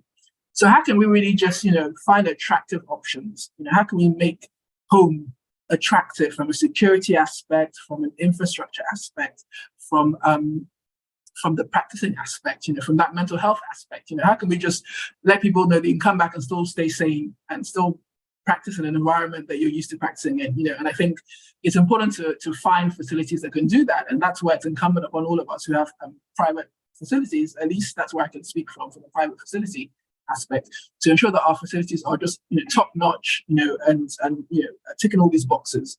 That's definitely what attracted me to this facility that I work for right now. And I know that there are many other excellent facilities out there who are doing similar things. So if we can tackle that first, I think that's great. I'm not going to really comment on the public sector because I don't have experience in the public sector. But in the sector I have experience in, how can we just make it more attractive? All the benefit packages, for people coming back. I think someone mentioned, you might not be able to pay them the equivalent dollars, for what they're used to earning. I mean, that's just the reality, especially with this devaluation right now. But fair enough. What else can you do? Paid vacations, holidays, maybe kids' school fees, security aspects. These are all the attractive options. I'm sure Dr. Julia is looking for in wherever she's planning to come back. That can help as well. So that's my 2 pence worth. If anyone has any other comments, I'll allow anyone else to chip in. But definitely no regrets in moving back. There are days when I'm sitting in traffic and I'm going crazy, but I have regrets. But that's just like a very fleeting thought. But ultimately, being home is really where I think most of us want to be. We just need to ensure that we have a welcoming environment, a conducive environment to give our best and give our patients ultimately the best that we've garnered from being in the diaspora. Thank you. Thank you so much, Dr. Tony Ajayi, MD at the Bridge Clinic in Lagos. Hola, Onime. Big issue. But, you are a senior executive in human resources, and we have and this problem actually cuts through medicine, cuts through engineering, IT, every aspect, professional life is affected by this drain that's ongoing. So specifically for us as healthcare practitioners, what are your thoughts? Okay, so thank you very much, everyone, and congratulations to the GMD on this EGM. It's it makes it more complicated for the health sector because from time immemorial, the health sector had been working under serious and certain amount of pressure that may not be applicable in other industries. And, considering also COVID, we've had some measure of levels of pandemic back to back, having to deal with Ebola, then COVID that shut down the whole world. So you can imagine how it is. But then, as Dr. Adeshola said, we shouldn't lose sight of the fact that this doesn't have to do specifically about money. The security is a national issue, especially for Nigeria. And it's also a foundational issue. It's something that's been there right from the beginning. And it's just so unfortunate that it's happening now. We have to look at the security. What are we going to do about that? The guild can't really sort that out, security nationally. There's minimal. What they can do about it is so little. Look at the economic factor. Thankfully, the dollar seems to be dropping. It's at 7.55 now, but that's even so absurd thinking about that. What can you do? I wonder how people cope. Then you look at even the environmental factors. Growing up, I know I grew up in a GRA, and I know there's somewhere called the doctor's quarters. The way the doctors were treated, they're like semi-gods. They are well taken care of. They have everything sorted. It's from their apartments to the hospital. Even when there's an emergency, you call them and within the twinkle of an eye, they are there. But how can that be now? What can you do to those ones now? So it's a foundational issue. Also, the standard of education. So how many people do we have now that can actually get into the medical college? From finishing secondary school to writing the JAMB exams. Now we have to keep lowering the JAMB scores. It is actually from the basics. So whatever it is that we're going to do now is also starting from the basic. We may not see the result right now, but what I would say is, how do we now take care of the one we have at hand? Because there's no point crying over spilled milk. The pressure is on us as HR practitioners. We have to go out there. All of us are struggling and jostling for the same. My organization, we are over 3,000. We have clinics. And, over time, we have to keep, we're able to maintain only one doctor. And once he sneezes, everybody jumps because we can't afford to lose him. Once he says this, before he even finish saying what he wants or his request, we have to meet it. But for how long can we match that? For how long can we keep on like that? For how long are we going to do that? And, when they keep calling us, the turnover rate is high. You have to keep recruiting. You have to keep covering up. Sometimes you don't even get. We just keep saying doctors. It's not just doctors. We have the doctors, we have the nurses, we have the radiographers, all sorts within the medical line. We have a lot, and the pressure is so much. But then what can we do? How can the guild, how would I say now, collaborate with the government? Because it's also something that has to do with regulations in sorting out the problems of the economy. As much as we need to do it, but then as hospitals, individually, what can we do? Because now we complain about wrong diagnoses.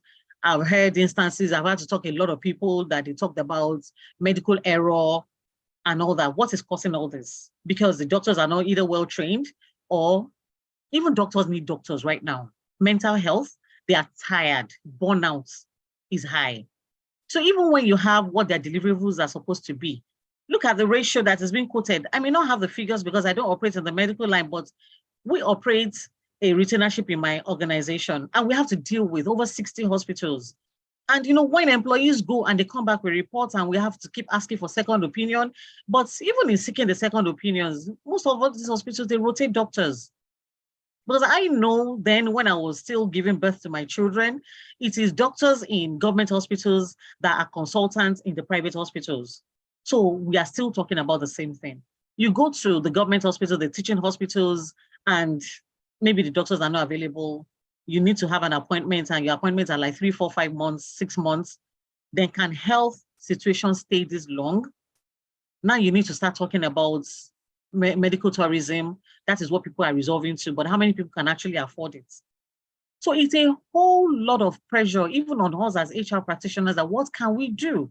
So in doing this, we need to partner with the organizations. Medical care is expensive, but it's even in getting to pay for it, then how much of this can we plow back to the doctors? We don't need to look at those that have left, but those that we have here, what can we do to keep them? And now in saying, okay, they shouldn't come and be harvesting our doctors, let me use that word. But then what do we have to keep them to make them stay? If other countries want to come and poach our doctors, what can we do? Do we have the infrastructures they enjoy over there to keep them here? No. How much training? Because now Dr. Ajayi mentioned you train them, they leave, but then what if they stay and you still don't train them? So we don't have a choice but to keep training them. But you keep training them, they leave, it's cost to us as well because all these trainings are expensive. Even when it's not medicine. So you cannot imagine if it is medicine. You bring in, everybody's trying to automate, you bring in equipment, you need to train them on the use of all these equipments. You're trying to go digital in operating your hospitals, you have to train them in this digitalization, but then what now happens after you train them to use the softwares you have brought and they still have to leave? It is actually a vicious circle. And we need government intervention. I'm so happy that we have some government officials on this call, but then how can we actually go down to really partner? In the collaboration, we need a lot of collaboration with the government to help in doing that because it's a whole lot of headache for us as well. We don't sleep. You can imagine when maybe you have a KPI of making sure you recruit within 30 days and in 90 days you are yet to. Dr. Adeshola said it. You maybe shortlist 8 people, only 3 show up for the interviews. The 3 that showed up, you don't have a choice but to take them because you actually need to recruit 4. And at the end of the day, only 1 resumes. That's what we do. That's what we go with. It is a problem we are facing every day. So it's a foundational problem. And if I can go to what I feel we can do based on what we have been saying, if I can go to that now, I don't know if it is okay, but we have to start from reforming our medical education. It is a foundational problem. We have to start taking it from the foundation. I don't know how much scholarships we have. I don't know how we can start even from the primary to begin to harness people and channel them towards going into this medical line. I don't know how we can make it. Now we have STEM education for girls especially, but we should stop making it only for girls. We should start taking STEM education even to the boys, to everybody. Let's begin to harness their skills. Now we have a lot of people that are grooming themselves to be musicians, to be entertainers. So how can we do that, even up to the medical line? If you can do this, then in the next 10, 15 years, we'll have a lot. We will have a lot to pick from. But in the immediate, what can we do to stem it? Okay, what can we do to begin to? So what quota do we have in student admission towards medicine? I know those we got into the university together. I know how many masters are received, and then they are just leaving medical school. How can we eliminate the medical schools from being affected by ASU strike? How can we eliminate the medical school from being affected by when the medical doctors go on strike, the teaching hospitals are not working, the nurses go on strike? How can we do that? If we need to have a medical community, because I'm sure this is what is done in other countries, in other climes, they are separated, nothing affects them because we know that without medical in a country, it's a problem for us because if we look at how much we are losing on people going abroad for medical care, it's a lot. So how can we begin to, because when you need to make money on your economy, there are 2 ways. It's either you're spending or you're saving. You're making more, you're saving. So in medical care abroad, how can we start? So if we have to tertiary institutions, health science colleges, let's have them separate. If we say it's 6 years, it is 6 years because they are separate. They are in a cocoon. They are shielded from everything, from every factor. And in this, the guild can actually work on this in partnership and collaboration with the government. So this is something we need to. Then, those days I had friends that it took them a while before they even thought of jackpying to other places. They have medical accommodations for them. It helps. Their children, everything, they are shielded, their family, their wives. Okay, maybe what are their own, you take care of them. Everything that can worry them is taken care of. Everything that can be a worry to the doctors, they've already taken care of them. So all they need to focus on is get their job done. And that is for us. What total reward package are we putting together for doctors? Do they need to worry themselves about anything? No, we need to look for a way to shield them. Some hospitals are making money, but they're not plowing back what they're making into their workforce. And we keep forgetting that without this workforce, then we are not in business. What happens when you have patients and they have to wait hours? God forbid we have people dying off in our waiting rooms. But then if we can make them a priority other than the profits, for now, if you have to go charity just to make sure everything is fine, yes. You know, there are some organizations, they buy their stuff off the market that you can't even poach them. You can't poach them. Is it share options you want to give them? Okay, no, you're a co-owner in this hospital. So now where do you want to go? Do you want to leave your own thing to go and work elsewhere? So let's look at the share options. We can do that. So when you have them and you can keep them, you've provided housing for them, you're taking care of their children, maybe their medicals is subsidized, their wife too, you're interested in whatever the wives are, what they are doing, and you take care of them. These are things, because these are, how is it called? These are desperate times and we need to take desperate measures. Then I also look at, in talking about collaboration, what are we doing in outsourcing, not outsourcing, that's not the right word, in consulting. We have doctors that are retired, but for them, it is professional. They're retired, but they're not tired. So how can we bring them on board? Maybe for specific times on consultancy level. Okay, doctor, we know you stopped working, even if for those that are abroad, you know, we have lecturers go on sabbatical leaves and all that, or doing some form of housemanship or whatever it is that we need to call it. But then let's have nurses that are retired, all these are matrons.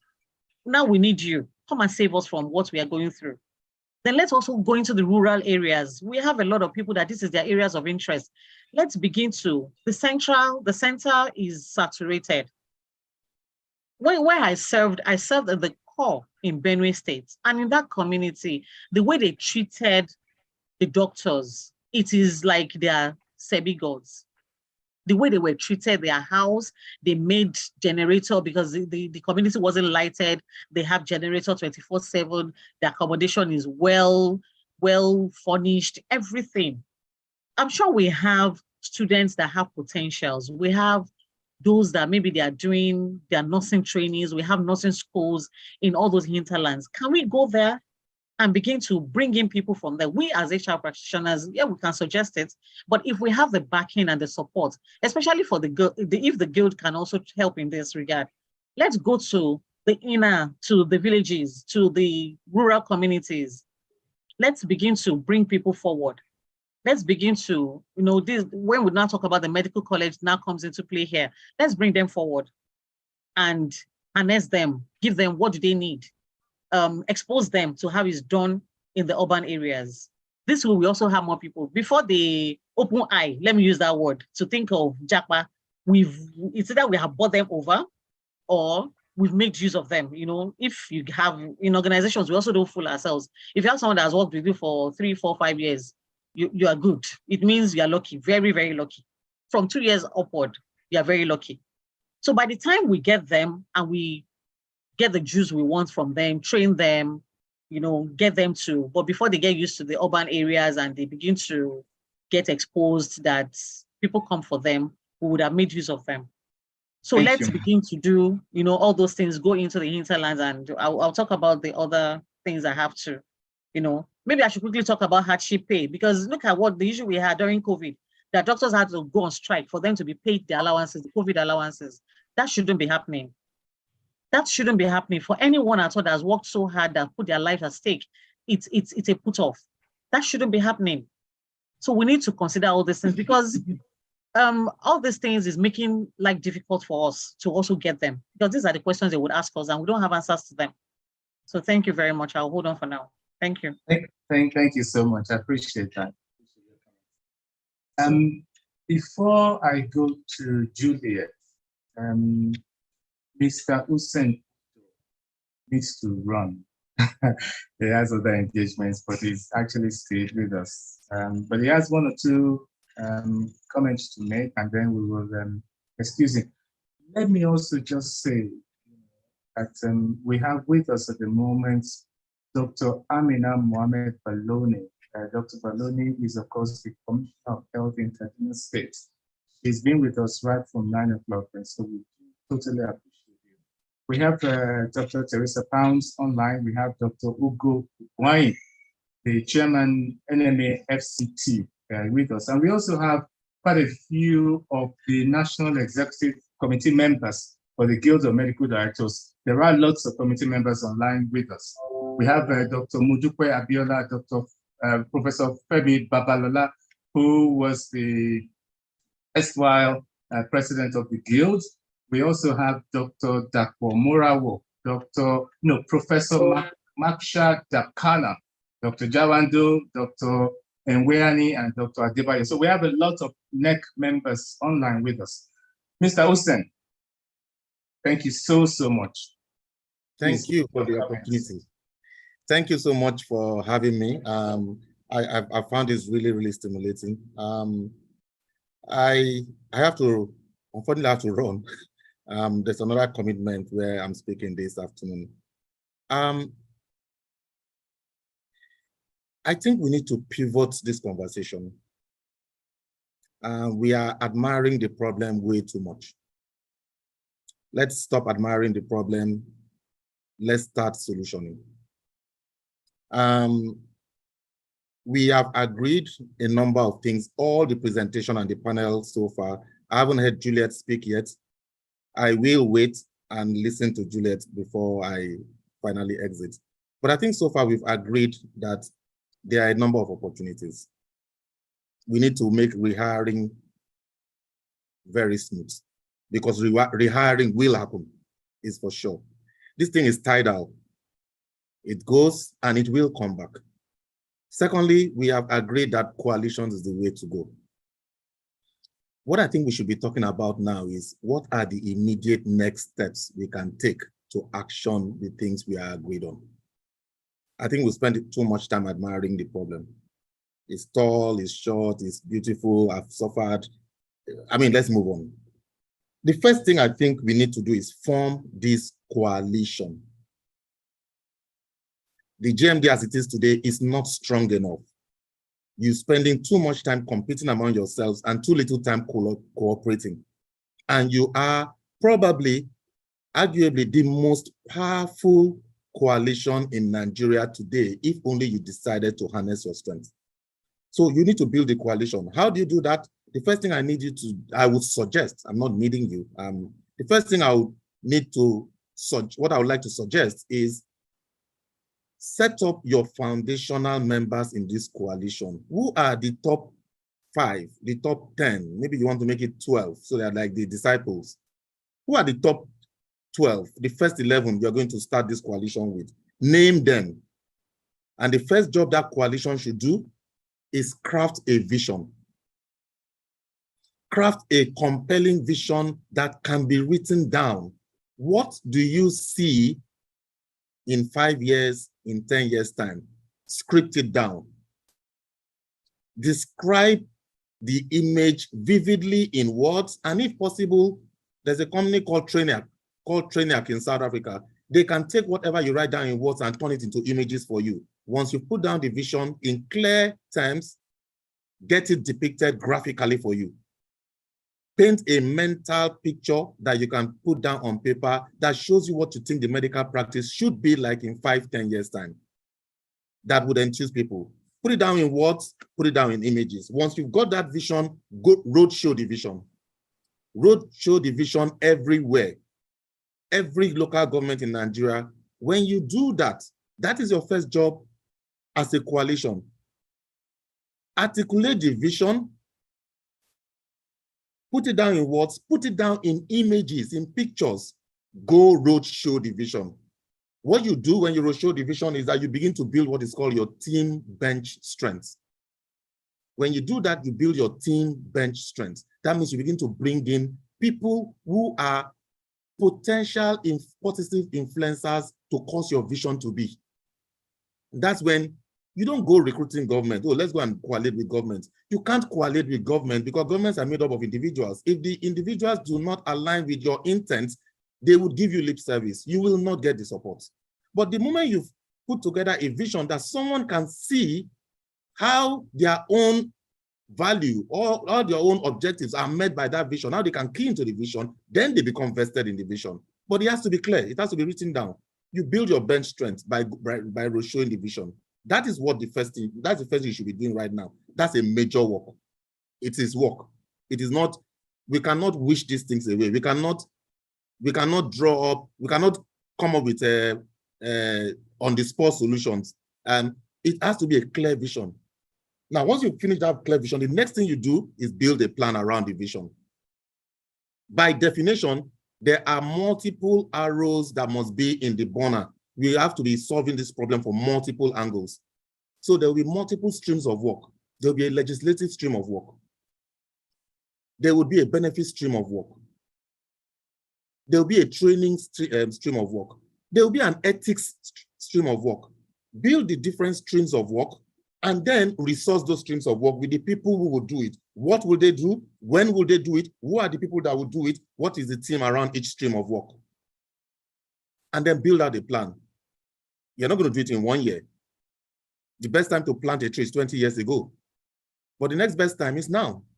So when we have built out the different streams of work, what do we want to see in 2 years' time? What do we want to see in 12 months' time? What do we want to see in 8 years' time? Build out the stream of work and then build out the sub-teams, and you will be surprised how many people will go into those sub-teams.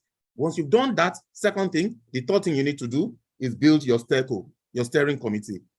Your steering committee should be constituted by all the stakeholders and government and influencers. You'll be surprised that their major influencers may not actually be in your industry. The people who would help you solve your problem may not actually be in your industry, and they may not be government. There are people who need Nigerians to come and help them make money in Nigeria. They can't get those Nigerians because when you doctors jackpot, what happens? All my technicians will jackpot too because there's no way they can take care of their family. I cannot make money in Nigeria. So it is in my interest to come to the aid of a clearly created coalition that is there to solve a problem that can enable me keep my resources in Nigeria and enable me to make money. Of course, I will come and start supporting you. So your STERCO should be very carefully selected. They should be made up of course, yourself, influencers, the government, and all the other stakeholders. That STERCO will be responsible for monitoring those plans that you made in step 2. So first one, in summary, before I leave, build this coalition and make them go do the job of visioning. 2, build plans around the different streams of work that will deliver that vision and then give them timelines. Who is going to do it? What will they do? When will they do it? How will we know they are making progress? 3rd, build your STERCO that will track and monitor whether you are doing this and you're doing it well. And let me end. In 1972, Brazil was running on triple-digit inflation. Let me tell you what triple-digit inflation means. It means you buy salt from the market, you come home to cook, you find that the salt is not enough, you go back to the market to buy more salt, the price has doubled. That is the meaning of triple-digit inflation. That's what was going on in Brazil. And guess what they did? Initially, it was lamenting, noise, but guess what? Brazil decided that they were going to tackle this using the strengths they had. And one of those strengths was something called, the company they called Petronas now. The first thing they did was to do that first thing I showed you in this systematic approach. They carried out a survey. What are the skills that we will need to be able to get out of this inflation? What are the things we can do? It wasn't what did we have, it was what can we do? And based on that survey, that singular national survey, they came up with a number of interventions that made them today the highest producer of biofuel and made them the best, one of the few or one of the best countries where ships and docks are repaired.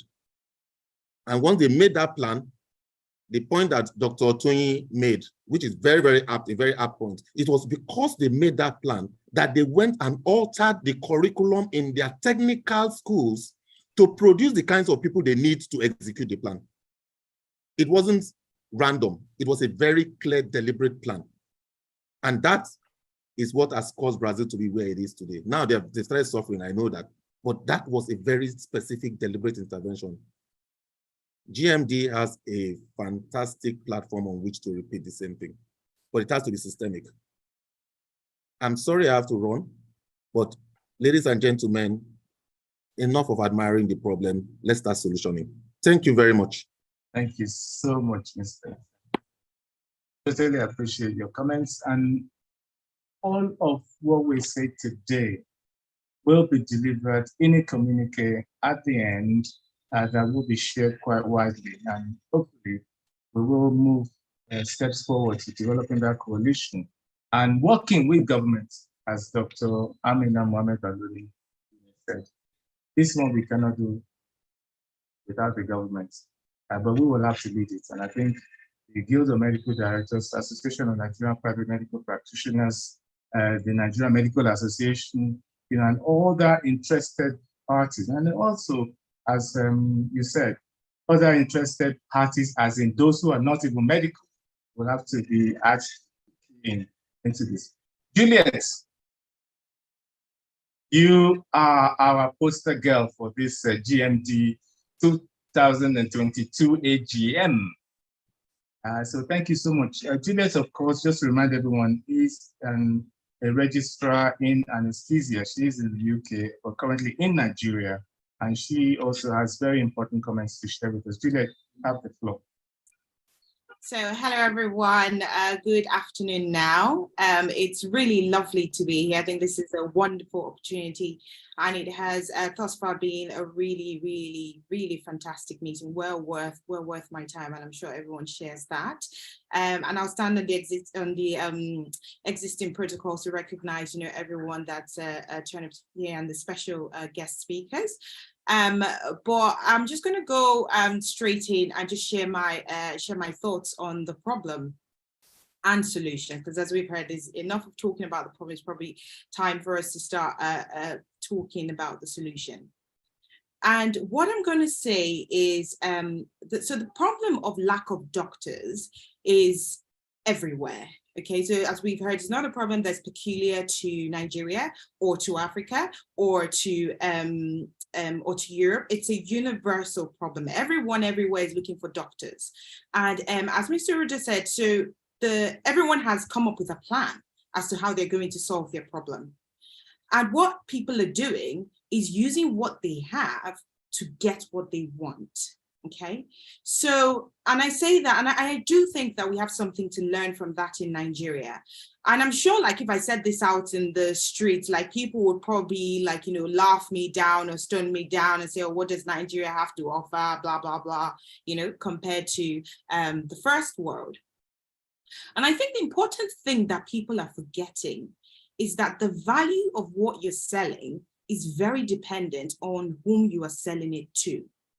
So if you have, you have the UK, for example, come and telling, Nigerian doctors, you come work with us, you have better experience, you get better pay, you get security, you get better quality of life. And you come and tell this to Nigerians that are in Nigeria that are trying to, make headway, just trying to make ends meet. And to them, this is a fantastic opportunity. And they like, yes, let's go. But if you try and sell the same dream, for example, to a doctor based in Australia, as an Australian, and try to tell them, oh, come, we'll pay you, we'll give you security, we'll give you this. And they would probably tell you that, we have that in my country and I have my family here. No, thank you. So I say that to say that, like, for Nigeria, if you're trying to sell Nigeria to a Nigerian that's in Nigeria, just trying to survive and trying to make ends meet, it will probably be a hard sell.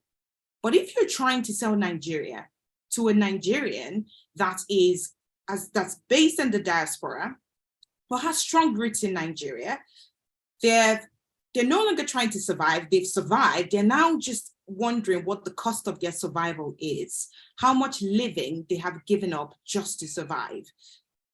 You're trying to sell Nigeria to someone that, as we hear, your parents are here, your family's here, your, social network is primarily based in Nigeria. You're trying to sell Nigeria to someone that probably has had a taste of racism in one way or the other. Or you're trying to sell Nigeria to someone that was doing really well in Nigeria and has now gone there. So, for example, I know someone that left Nigeria as an anesthetist and went to Nigeria and just couldn't make headway and had to end up, doing GP. If you're trying to sell Nigeria to such a person, Nigeria all of a sudden looks really attractive. So the thing that Nigeria has to offer is Nigeria, because Nigeria holds a lot of people's families, loved ones, the weather. It sounds like a very simple thing to talk about, but it's a massive difference to go from here to move to somewhere that's cold and dark and lonely. It's a huge thing. And so what you have, with these doctors like me, because that's what I've done. So I think what I'll do is probably talk a little bit about myself very quickly. So as you heard, I'm an anesthetics registrar in the UK. I'm in training at the moment, and I stepped out of that to come back to Nigeria for a year. I'm completely UK trained, so all the way from, you know, first degree medical school, etc., all the way till where I am today. I do have dual citizenship, so I can come and go as I please, so to speak. And yeah, so that's a bit of my background. And my driving factors that moved me back to Nigeria is primarily just in the aftermath of COVID. I mean, being an anesthetist and an intensivist, I was very much, you know, frontline. And after going through that, you know, for 2 years, don, doff, scrub, you know, and in the middle of that, I was doing exams and all of that. At the end of that, I think I just needed a breath of fresh air, and I really just needed my family, and I really just needed a break. And that's why I've done what I've done. Now, not everybody can do, so we know that doctors, especially consultants moving back to Nigeria is not an uncommon thing. So people do that, and people do that quite often. But what really happens is what I've done, which is registrars, mid-level doctors moving back to Nigeria. And that's what I'm trying to sell today, is how can we make this possible? And as we said, you know, with rehiring people, make that pathway a bit smoother and much more straightforward and easier for people to come back. So talking about like, or focusing on that pathway, what I would say is that if we can focus the attract, because we've talked about, okay, what are we going to use to attract people back? Now, if you're trying to get doctors in training to come back, what you will need to offer them is, or potential thing to offer them is training opportunities. Now in the UK, there are quite a few projects that you need to do to build up your CV and, you know, and things to work on, and just to help you grow and advance in your career. Now, lots of trainees in the UK are tripping over themselves, you know, everybody's struggling for the same opportunity. But I come to Nigeria and there's it's vast, the opportunities that are available. So what you can do within your hospital setting is you can think, okay, I'm primarily a cardiology doctor. I'm targeting cardiology registrars. What do they need in their training? They need these opportunities. How can I assign them supervisors when they come here for the certain period of time to make sure they can document what, you know, what they've done, and these things we can try and get it counted towards their training. And because, as I said, these doctors, they're not trying to survive, so they can probably accept, you know, having, you know, a lower pay, not probably, most definitely, because you won't be able to afford to pay them what they earn there. So you're not trying to match their salary, but you're trying to make their you're trying to instead pay them in experience, so to speak.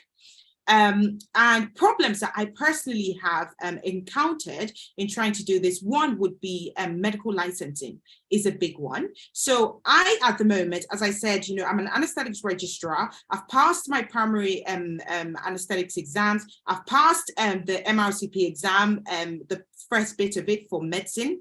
And yet I come to Nigeria, and according to the current set guidelines, I cannot get medical license to practice in Nigeria.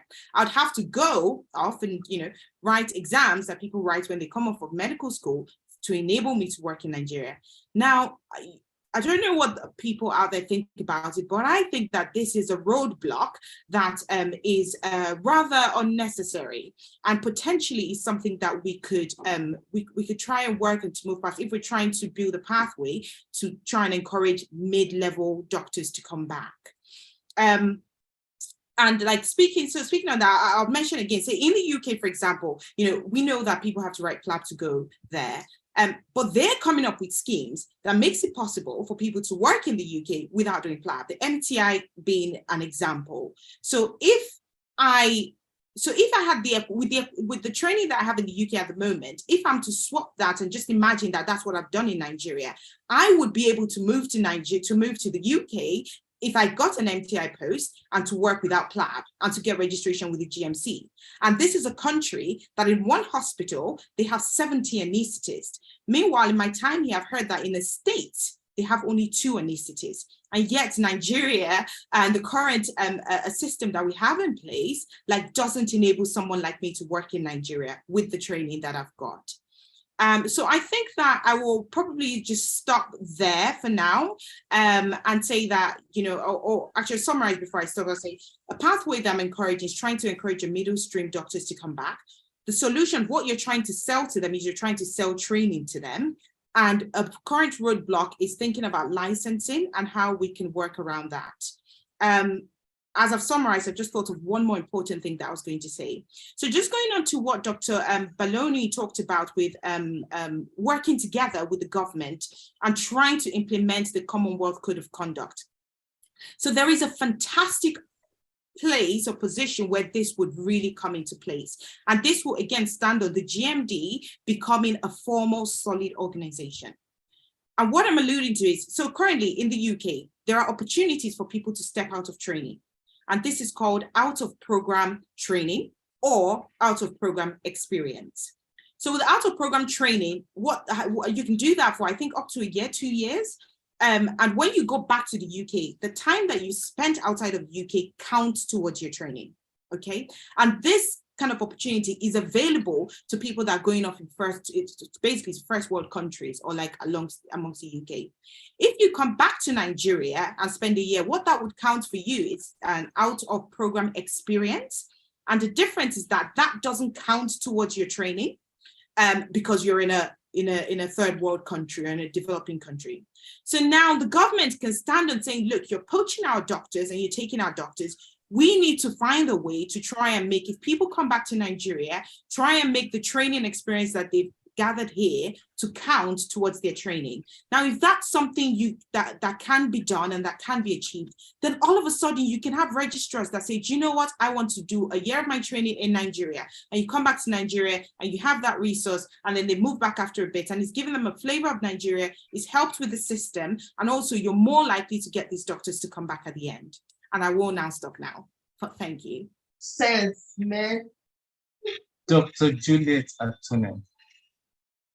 You made so much sense. Thank you. And I ask Dr. Charles Uguayin, the chairman, NMA, FCT, to make a few comments, and then please bear with us. We'll go on a very quick break just to allow Mr. Iziani Ani of Ifine Health, they do orthopedics and prosthetics in Lagos, to share information about his company with us, and then we'll come back and complete panel discussion. Charles, welcome. Thank you so much. Yes, B, thank you so much. I see you're going off to operate, and it never stops for us, does it? Yes. So, yes. Thanks a lot. B, thank you so much, and profound gratitude to the national officers of Guild of Medical Directors for putting this talk together. Brain drain is a contemporary issue in this country. I'm not going to speak a lot, but I just want to say a few things that are very concrete. Facts. Number one is that the migration is as old as man. There's nothing anybody can do about it. At some point, Israelites migrated to Egypt, and at some point, they migrated out of Egypt. It's simply based on prevailing circumstances at the time. Let me come to what is happening in Nigeria today with the medical industry. The human capital flight out of the country in the medical industry is not new. Perhaps it has just been happening a lot more now. And the simple reason is that the prevailing circumstances in the country now does not favor anyone, not just the doctors. Perhaps because the doctors have a higher demand out there. Yes, because the countries that are poaching on our resources here, they are capitalizing on the fact that the socioeconomic climate in the country is not good.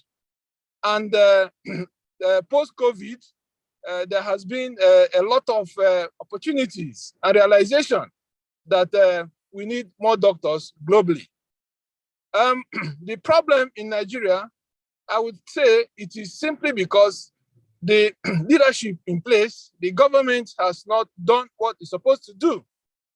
Because we expect the government to look at the push and pull factors and do what it ought to do. Number one, security affects everybody. Therefore, any government that is responsible and is going to be responsive coming in 2003 must answer a few questions. What are you going to do to address security that affects everybody? Number two, salaries, wages. The salaries of doctors, the earnings of doctors in Nigeria is, to say the least, abysmal. Government should learn to respect agreements. We don't all have to go on strike for 8 months before they can listen to us. At the NMA levels, state levels, national levels, we have discussed this so many times. Government must learn to respect agreements. In 2009, the government agreed with the Nigerian Medical Association that every 5 years, comments will be reviewed.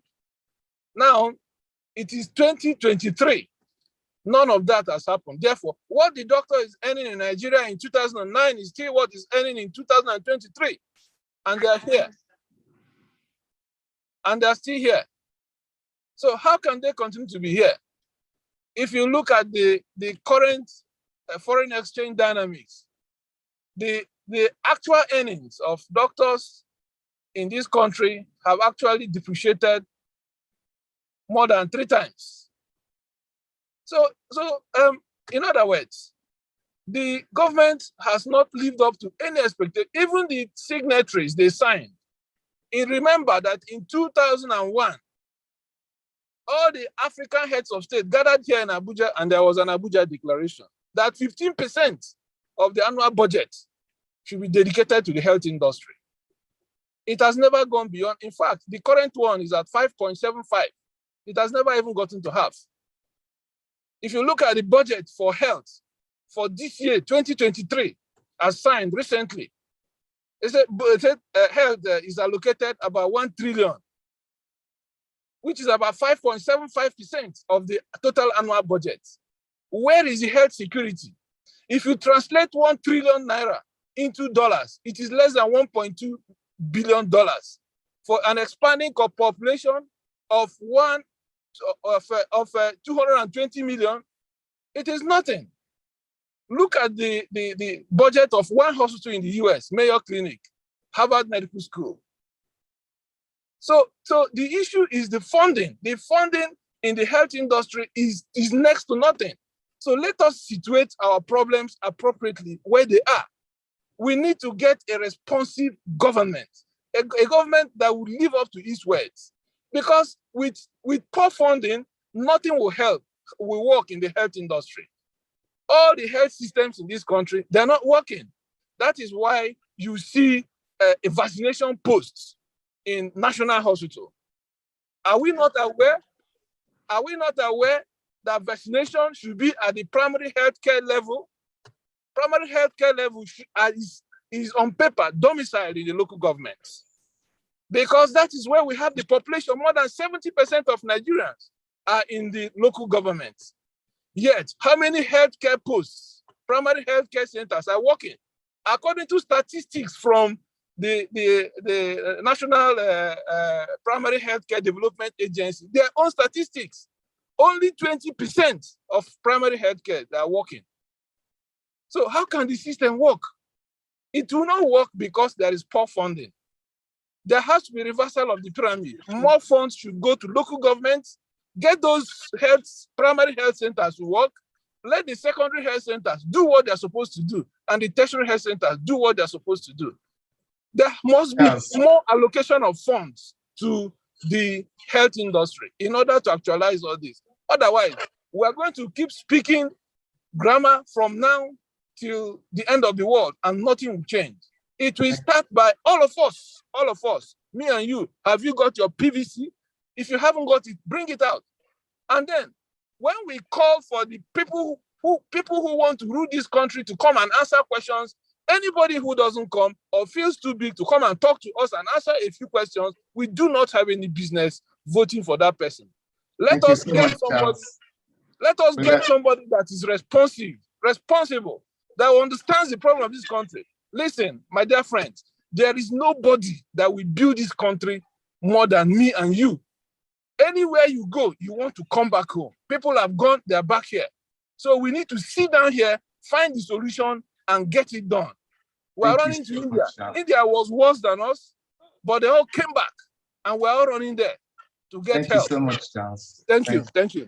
I appreciate your comments. Thank you so much. Charles, of course, is the chairman, NMA FCT, here in Abuja with us. Thank you so much, Charles. I appreciate your comments. Can we just take a break? Just breathe in and out, breathe in and out, take a break. We're doing a great job. Doing a really great job. We're going to go off and allow Mr. Ejike Annie. He runs Ifian Health. They are an orthopedic and prosthetics company in Lagos, to just share with us what they are doing in the healthcare sector. Mr. Annie, please unmute yourself and come online. Yeah, thank you so much. Can you hear me now? We can hear you. Thanks a lot. Can you share your slides? Yes, I can. Let me know if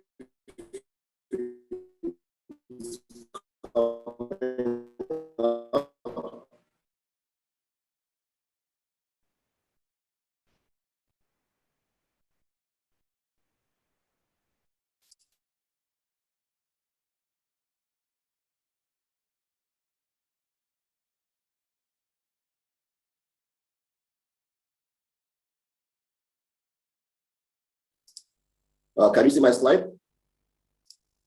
Can you see my slide? Yes, we can. Please go ahead. Thank you. Okay. All right, so thank you so much, Dr. Gumbo, and it's definitely a pleasure being here. Please permit me to start on all existing protocols. And thanks to, it's a pleasure to have the First Lady from Kebbi State on the agenda. It's a pleasure to have the Commissioner of Health from Kaduna State. A pleasure to see several doctors that were at the DFC event recently. Dr. Ajayi, good to see you again, and lots of others. So very quickly, I know there's no time, but I just want to use the opportunity to talk about some of the innovations we are driving at Ifian Health. I think I have 10 minutes, but I'll try to make it even shorter than that. It is pertinent to have these conversations now, because as we are talking, as we are speaking, the brain drain is massive.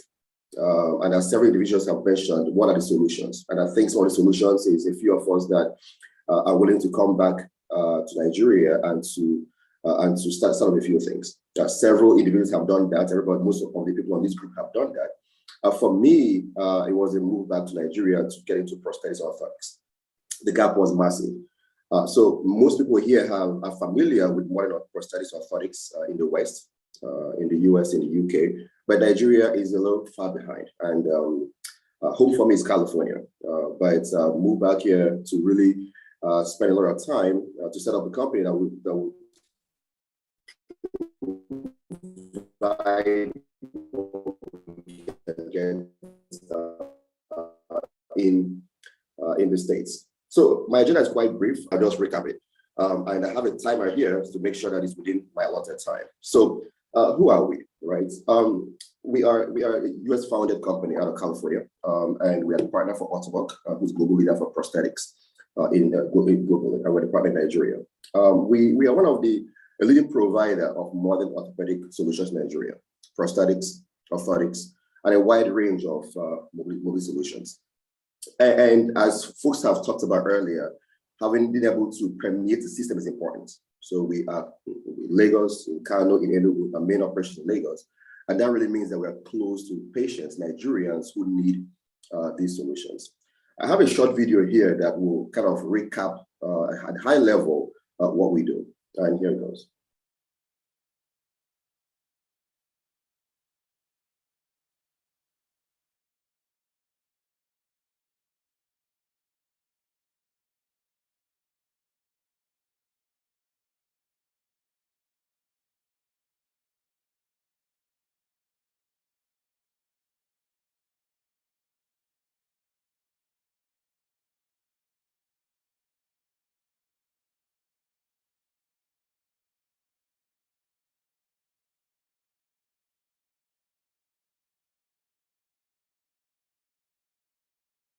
More. Ifian Health has developed a modern facility carefully designed for healing, with an elegant and contemporary interior and a garden-like exterior.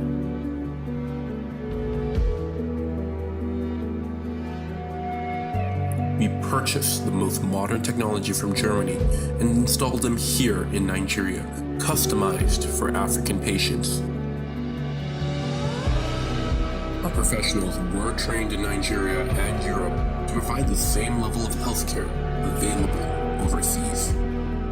We provide our patients with first-class healing experiences they can't get anywhere else on the African continent.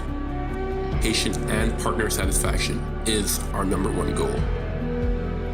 In addition to our facility, technology, and training, an important reason we provide the same quality of care as in America is because of our treatment style. We introduced the care team approach model in Nigeria. You see, at Ithian Health, each patient is treated by a team that includes professionals from 3 disciplines working together. First, a prosthetist who fabricates a leg or hand, a physiotherapist who works with the patient before and after, as well as a surgical team that provides best practice amputation and refashioning as needed. Losing a limb is hard enough. The lack of solutions in Nigeria makes it harder. The fears, the worries, the uncertainties are all too much for our patients and their loved ones to bear sometimes. No need to worry. Ithian Health is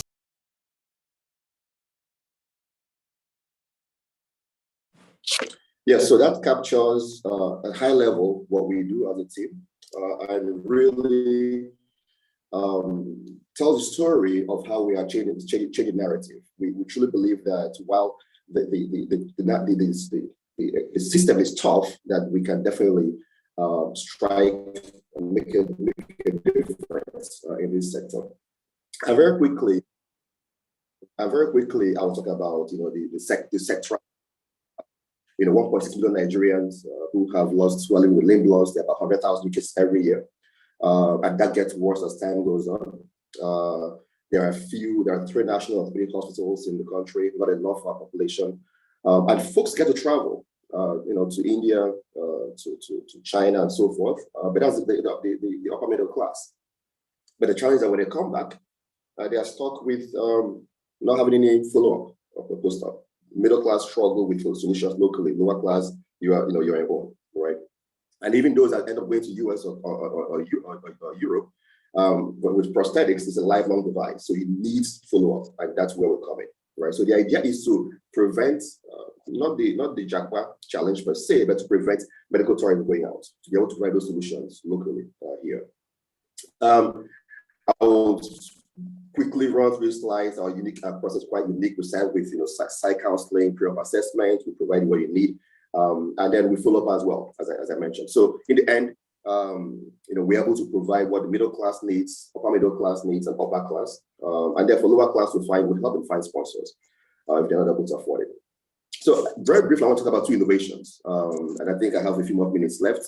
One is the myoelectric arm, and the other one is the double wall technology.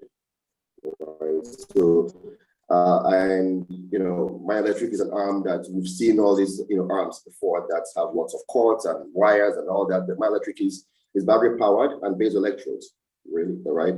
And it really allows individual to live their lives. So you can see you can see my electric arm right there holding a cup of coffee, right? And it's the same skin tone or similar skin tone, really allows the individual to get their life back.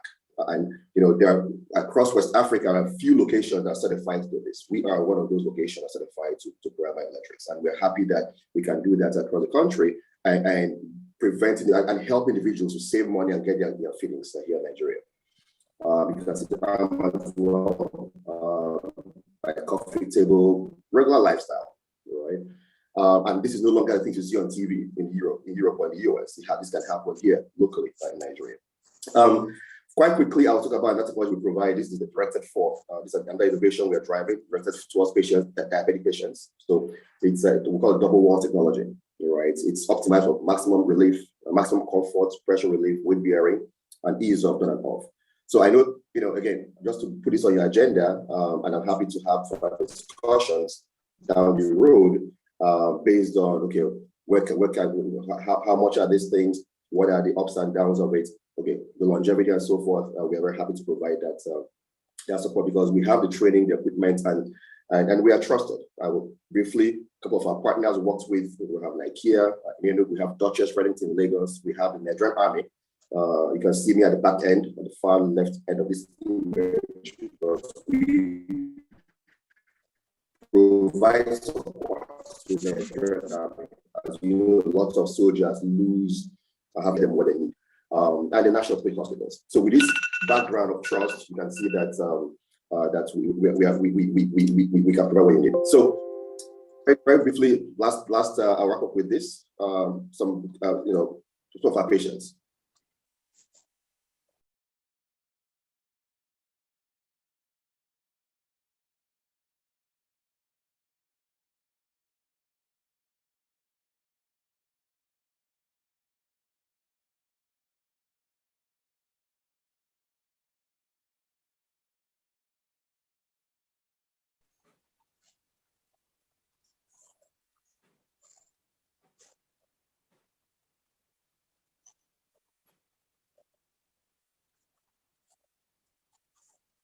I think there is but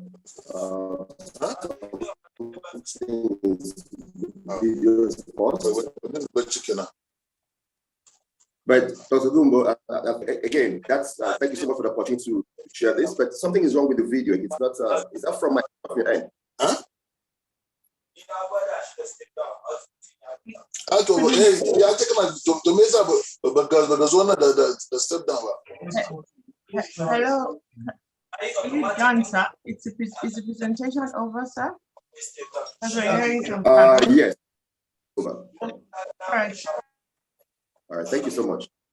The Megazo. Kindly unmute. But in crown. Yeah, thank you very much. I got my shadow. You cow step down. Yeah, put down the cow.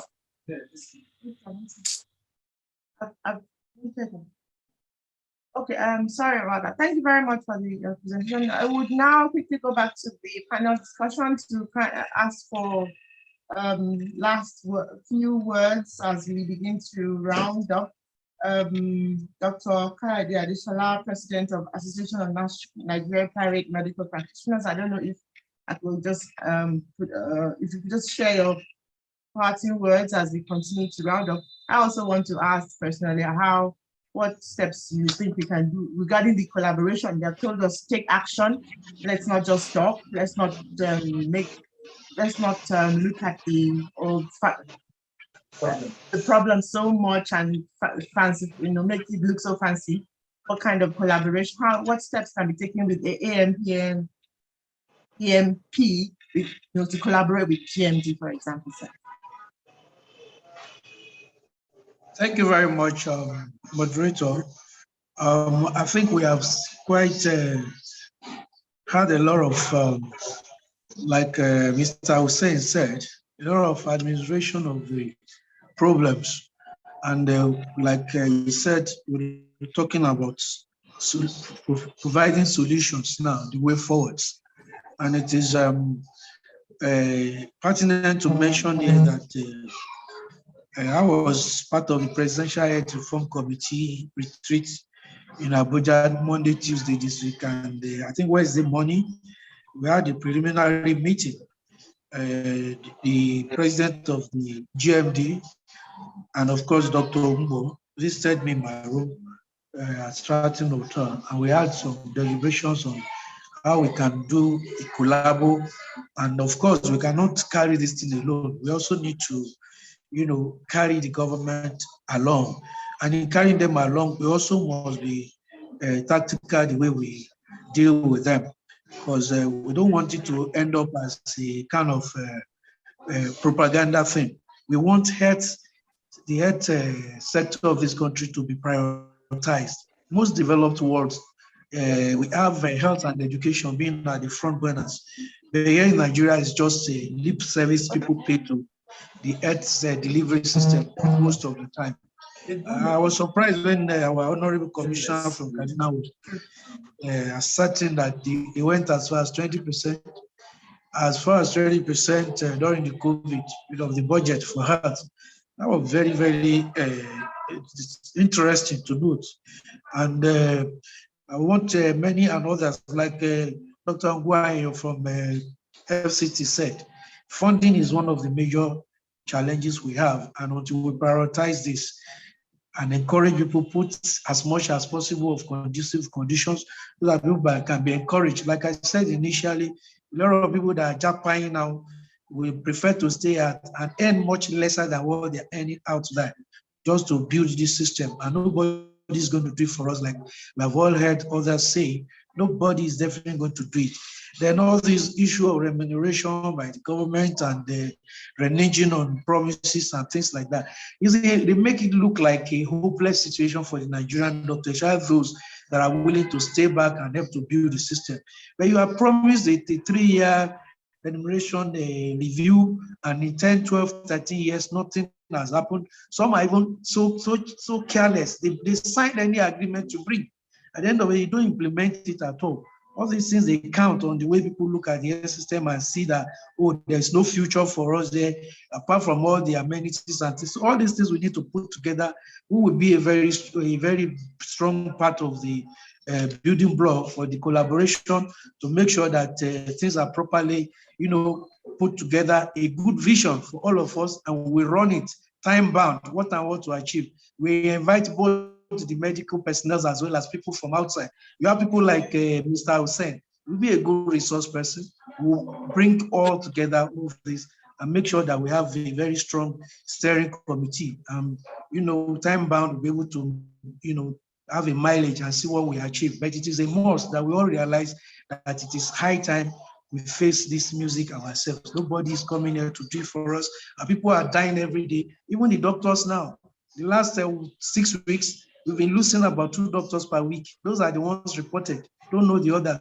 So the workload is getting to them, and it's not as if they are getting anything special as compensation or whatever we want to see. And the government too, we need to take up this both internally and externally. I know some countries in the world, like the Philippines and co. If you take a doctor from there, they follow up. There are some compensations you pay to the country. Some other countries, you take their doctor, you have to repatriate some other things, technology, compensation, coming to build some centers and things like that. All those things are happening. So our government is the only one that can go into that kind of bilateral or multilateral agreement. And of course, there's nothing wrong with our government also taking up the WHO standard. Look, you already have more than enough. Don't come and poach it. If you are going to poach, let it be on very good bilateral benefit to both sides, not just one side, benefiting and the other side dying of. I think we don't really matter here. So when we matter, our lives matter. So on a closing note, I want to congratulate the GMD once more. And of course, they are brothers to us. Some of them are also our members at the Association of Nigerian Private Medical Practitioners. We have agreed we're going to continue to work together. So this collaboration will put together a good paper, like the president saw in Abuja was talking about going to see the minister. We will put the structures on ground that we'll be able to run with. And with that, we believe we'll be able to also impact to a large extent on the health system of this country. We really need it at this point in time. Thank you very much once more. Thank you very much, sir. And just so that we have the video from the Bridge Clinic, but before one of our sponsors, but before I was just going to put my question to her before I was told now that we have the video from the Bridge Clinic that will come up afterwards. Dr. Tony Ajayi, I'm just personally interested in knowing. You were talking about how to create a conducive environment for doctors to come back. I wanted to know personally what made you come back. If we could look at you as a case study, what made you come back so that maybe we can do things like that and then make others come back to you. Thereafter, they'll project your lectures. All right, thanks for the question. Like I said, my own return was a combination of things. It was personal and professional.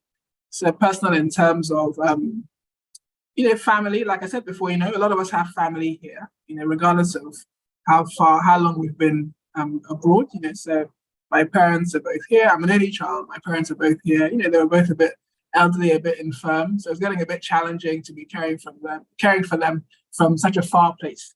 Too stressful. So that was one of the things. Another thing, my husband was based here as well. You know, so obviously, you know, that's really critical to ensure that, you know, we're here as a family unit with the children.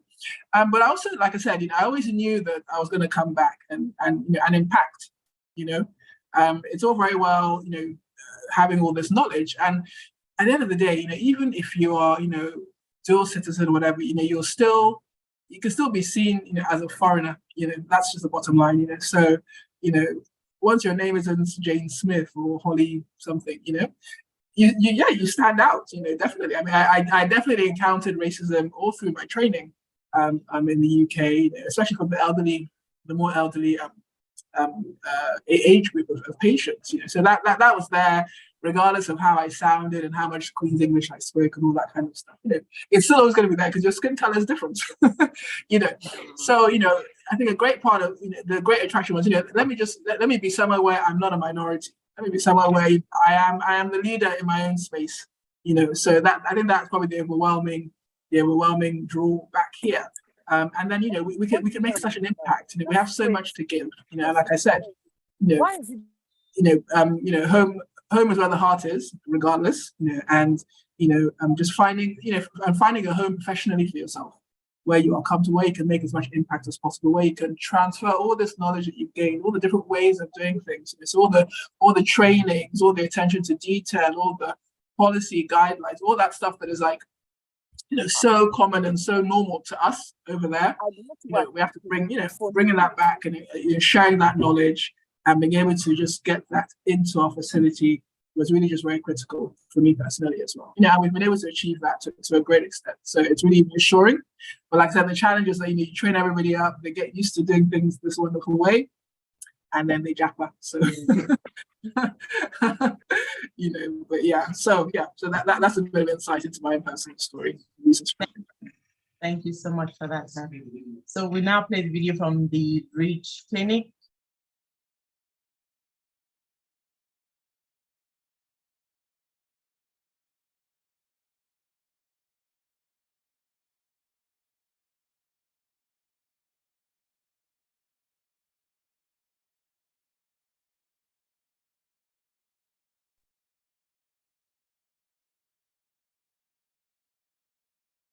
Bridge Clinic Fertility Center is the premier dedicated IVF and fertility service provider. Nigerian patients.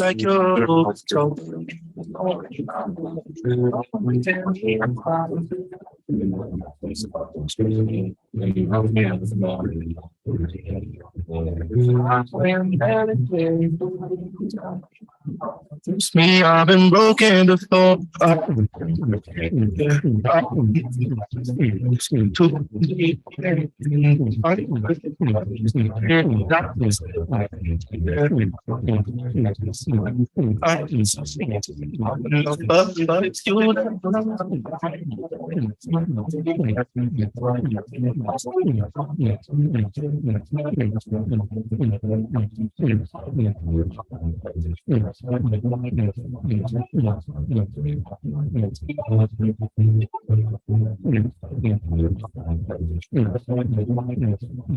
Delivering high quality services and investing in systems and operational methodologies that align to international accreditation standards and can be measured against the best. Bridge Clinic Fertility Center is the premier dedicated IVF and fertility service provider in Nigeria. Started in 1999, we have been instrumental in the live births of over 2,300 babies, or almost one baby every 3 days. We regularly achieve national milestones. Most recently, we achieved the first ever baby in Nigeria to be born from a frozen oocyte. Over the past 19 years, Bridge Clinic has committed to delivering high-quality services and investing in systems and operational methodologies that align to international accreditation standards and can be measured against the best in the world. While Bridge Clinic is mostly known for our work helping couples overcome infertility, we also offer a wide variety of advanced healthcare services. Our facilities are staffed with friendly and professional doctors and equipped with state-of-the-art laboratories for performing in vitro fertilization and a range of other specialized medical procedures.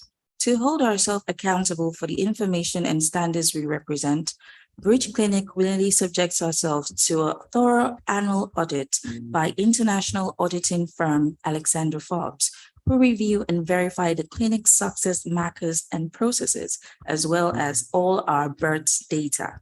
It is important to use an external company just for the purpose of transparency and credibility, because the review from the point of the external company would always be objective because they have no stake in the organization. And the less your pregnancy laws shows that your success rate is actually high. When undergoing any medical procedure, it is important for patients to trust your doctor and clinic to ensure their comfort and safety is always put first.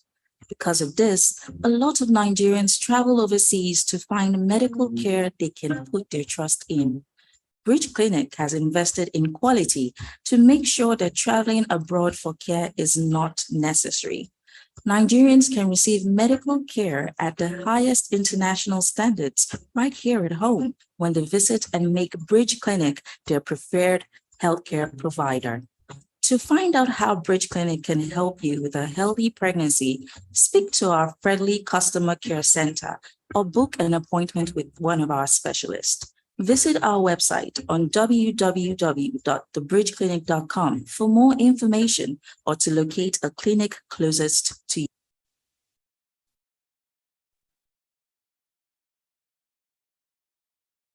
Thank you very much, Vicky. We apologize about the beginning of that presentation video, but I think we got the message. It's a beautiful place. Thank you very much. They are one of our donors. Now we are going to also go back to the panel discussion. I mean, around last words from our panelists. I'm going to Dr. Juliet Tatsuni. She said so many interesting things. We already have what doctors abroad want, Nigeria itself, families here, just like Dr. Ajayi also said. Some also face racism over there. And we talk about insecurity in Nigeria. Well, gun violence and all of that in the US, it didn't stop people from going to the US. So yes, let's face what we can do. So way forward, can you share your last words, Dr. Juliet Tatsuni, as we round up, please? Lovely. Again, thank you all for this opportunity. I think just finally, I'd say the crux things to go away with. I think GMD will be a force to reckon with if GMD takes a stand, and it's a force that any Nigerian doctor is trying to come back and stand behind in trying to move forward. Next thing is we talked about creating sub teams when GMD does take a stand, and within that I think there needs to be a team that's focused on looking at the educational benefits of doctors that you're trying to get back and trying how to structure their educational package, tying in what they already have, because I think that will be your major selling point that you have to offer. Whilst you can't give them money, you can definitely give them a word of experience and try and document that properly. But yeah, onwards and upwards. There is so much greatness in Nigeria, so much, and I've seen just the tip of the iceberg in my time so far, and I'm very excited to be a part of this and have great expectations for the future. Thank you all. Thank you very much, Dr. Juliet. And now we go on to you, Mrs. Bolale Onime, Senior Human Resource Executive. Thank you very much for the words you shared. We would appreciate your last words, a few words. Okay, so thank you very much. It's been an insightful session. So in everything that's been said, yeah, futuristic, but in the immediate, what can we do? Because we still have this phenomenon going on. We still have people living almost every day. But then for us to keep the ones that we have, especially for those of us that interface with them on a daily basis, so we need to focus on training and career development opportunities for those that are here. So if you look at what we can promise them, okay, you stay, you are still here, then how can we help you? Because I think Juliet also said a lot about that. what can we do regarding training them and making them better while they stay, or something to keep them to stay here? Then for us as HR practitioners, we need to expand our hiring and contracting. You know, I was saying it earlier about our retirees. Those are retired, or we may have some that decide to take the back seat, but for now, to stem what we have, pending when every other plan we have in place comes to play. Let's have them come in on maybe retainership or contracting basis. How can they come in once in a while? Also help in the training and development of those we also have. You know, when we have the old hands coming in, chipping in ideas here and there periodically, or maybe when we have key issues that we need to take care of, rather than have an empty hospital or keep changing appointments, how can we have them come in? And to round it all up, whether we like it or not, incentive is also important for those that are here. Let's see what can we do to help them other than the remuneration? What other things can we have? Is it the holidays? Is it make sure that they have a good work-life balance, you know, working so hard. But by the time we have other people, other health workers that can fill in the gap for them, then maybe they can be more rested, take care of their mental health. A lot of things that we can do to stem the push factors.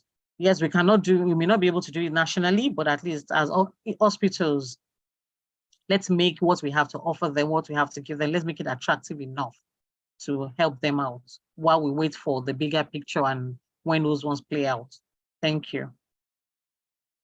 Thank you very much, ma'am. We have heard it all. So we have now come to the end of the panel discussion. We would like to appreciate Dr. Kayode Adeshola, Dr. Tony Ajayi, Dr. Juliet Atsune, and Mrs. Bolanle Onime. I almost gave the medical degree now.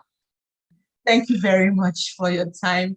We appreciate the insightful discussion we have had. We hope to be able to move ahead with action. Thank you very much. I would now like to invite the National President of Guild of Medical Directors, Dr. Raymond Kuti, to give his closing remarks and words of thanks. Thank you. Very much, Dr. Silva, Dr. Ogumbo, for handling the whole thing absolutely well. Thank you to all the participants. We really appreciate your coming in. Your Excellency, the First Lady of Kebbi State, Dr. Zainab Shinkafi Bagudu, thank you for the presentation and the opinion and advice you gave. Dr. Amina Baloni, the Commissioner of Health from Kaduna State, thanks a million. I know Dr. Shonaya has been with us. Dr. Shonaya is the pioneer president of the National Guild of Medical Directors. Dr. K. Adeshola, yeah, we have a lot to say. We have a lot to do together. We've discussed this in Abuja earlier this week, and I know we'll continue with it. Those of us in private practice, we need to sit down, like Mr. Udo said, and put our acts together and see how we'll put things together. The ball is in our court now. I mean, from the meeting we had at the summit, obviously, the government's plans are not our plans. We are the ones to take the bull by the horn and handle what we'll do to this Japa syndrome. And of course, Mrs. Bola Onime, you like it or not, you and Mr. Udo, we will have to meet with you as a group and put up an action plan for all the things you have said here today. But one thing I've also realized is that the social media is creating a lot of problems for many of us. We've realized that many people tend to feel more comfortable with the glamorous life of social media than the actual practice of medicine. Yes, many years back, doctors were seen as the top echelon in the society. But unfortunately now, people like Kim Kardashian, they are now seen as the big shots in the social media. Actually, I remember there was a study carried on by, I think it was Harvard, that they went to Harvard School, and gave them options to work with 40 companies or be the PA to Kim Kardashian. And 70% of those in Harvard, they feel more comfortable to be a PA to Kim than be working in the corporate world. And that's the problem social media is creating for all of us. And it has nothing to do with medicine, it has to do with every field. And of course, Professor Babalola, my Oga, thank you, is the past president, national president of Guild of Medical Directors. Dr. Tony Ajayi, welcome back, and I'm sure you're enjoying the weather. and the other delicacies in Nigeria. Thank you for all the opportunities and your experience of what you have done and what you've been doing in Nigeria. And of course, Mr. Udo has gone, but I want to thank him very well. And like I said, both of you and Mrs. Bola, you made us think outside the box. Like I usually say, we doctors, we look at the microscope. Small things look big to us. But those outside medicine, they look at the telescope. They see afar and see things that those afar that make them closer. We need people like you to let us see how things will be done. We really want to thank you, but definitely. And of course, Dr. Juliet, I'm interested, by the time you finish your one-year internship, you need to give us your position paper and let us know what we'll do. All what we have said today, I will confidently tell you, we'll put it up as a position paper to the government. When I mean the government looks fixed like that. We'll send it to the minister, to the House of Representatives, and to the Senate Health Committee, their heads, and we'll give them the problems we have outlined out, the proposed solutions, and then the action plans expected. And this will also put to all the people that may push and for review of this. No doubt about it, there are many factors, the push and the pull factors for the doctors. But like I said, there are some beyond the association's level, the insecurity, the remuneration, getting better pay for better education for your children. There's nothing any association can do about that. Government has to handle those ones. I want to thank everybody who has been from beginning to the end of this. Dr. Coker, thank you very much for your contribution. And I want to say that we really appreciate the contributions you have made, your presence at this meeting, and all the efforts you've given us. We know that this will help us to achieve more in the medical field in Nigeria. Thank you very, very much for attending this program. I hand over to you, ma'am. Thank you very much, sir, for your closing remarks. I would now like to declare the AGM closed as we go for our next meeting now. Thank you very much. Thanks, everyone. Bye-bye. Yeah, the session has started then. National Executive Council meeting will start in the next 1 hour, 2 o'clock, prompt. Thank you very much. Bye. Bye. Have a fantastic afternoon and a good weekend.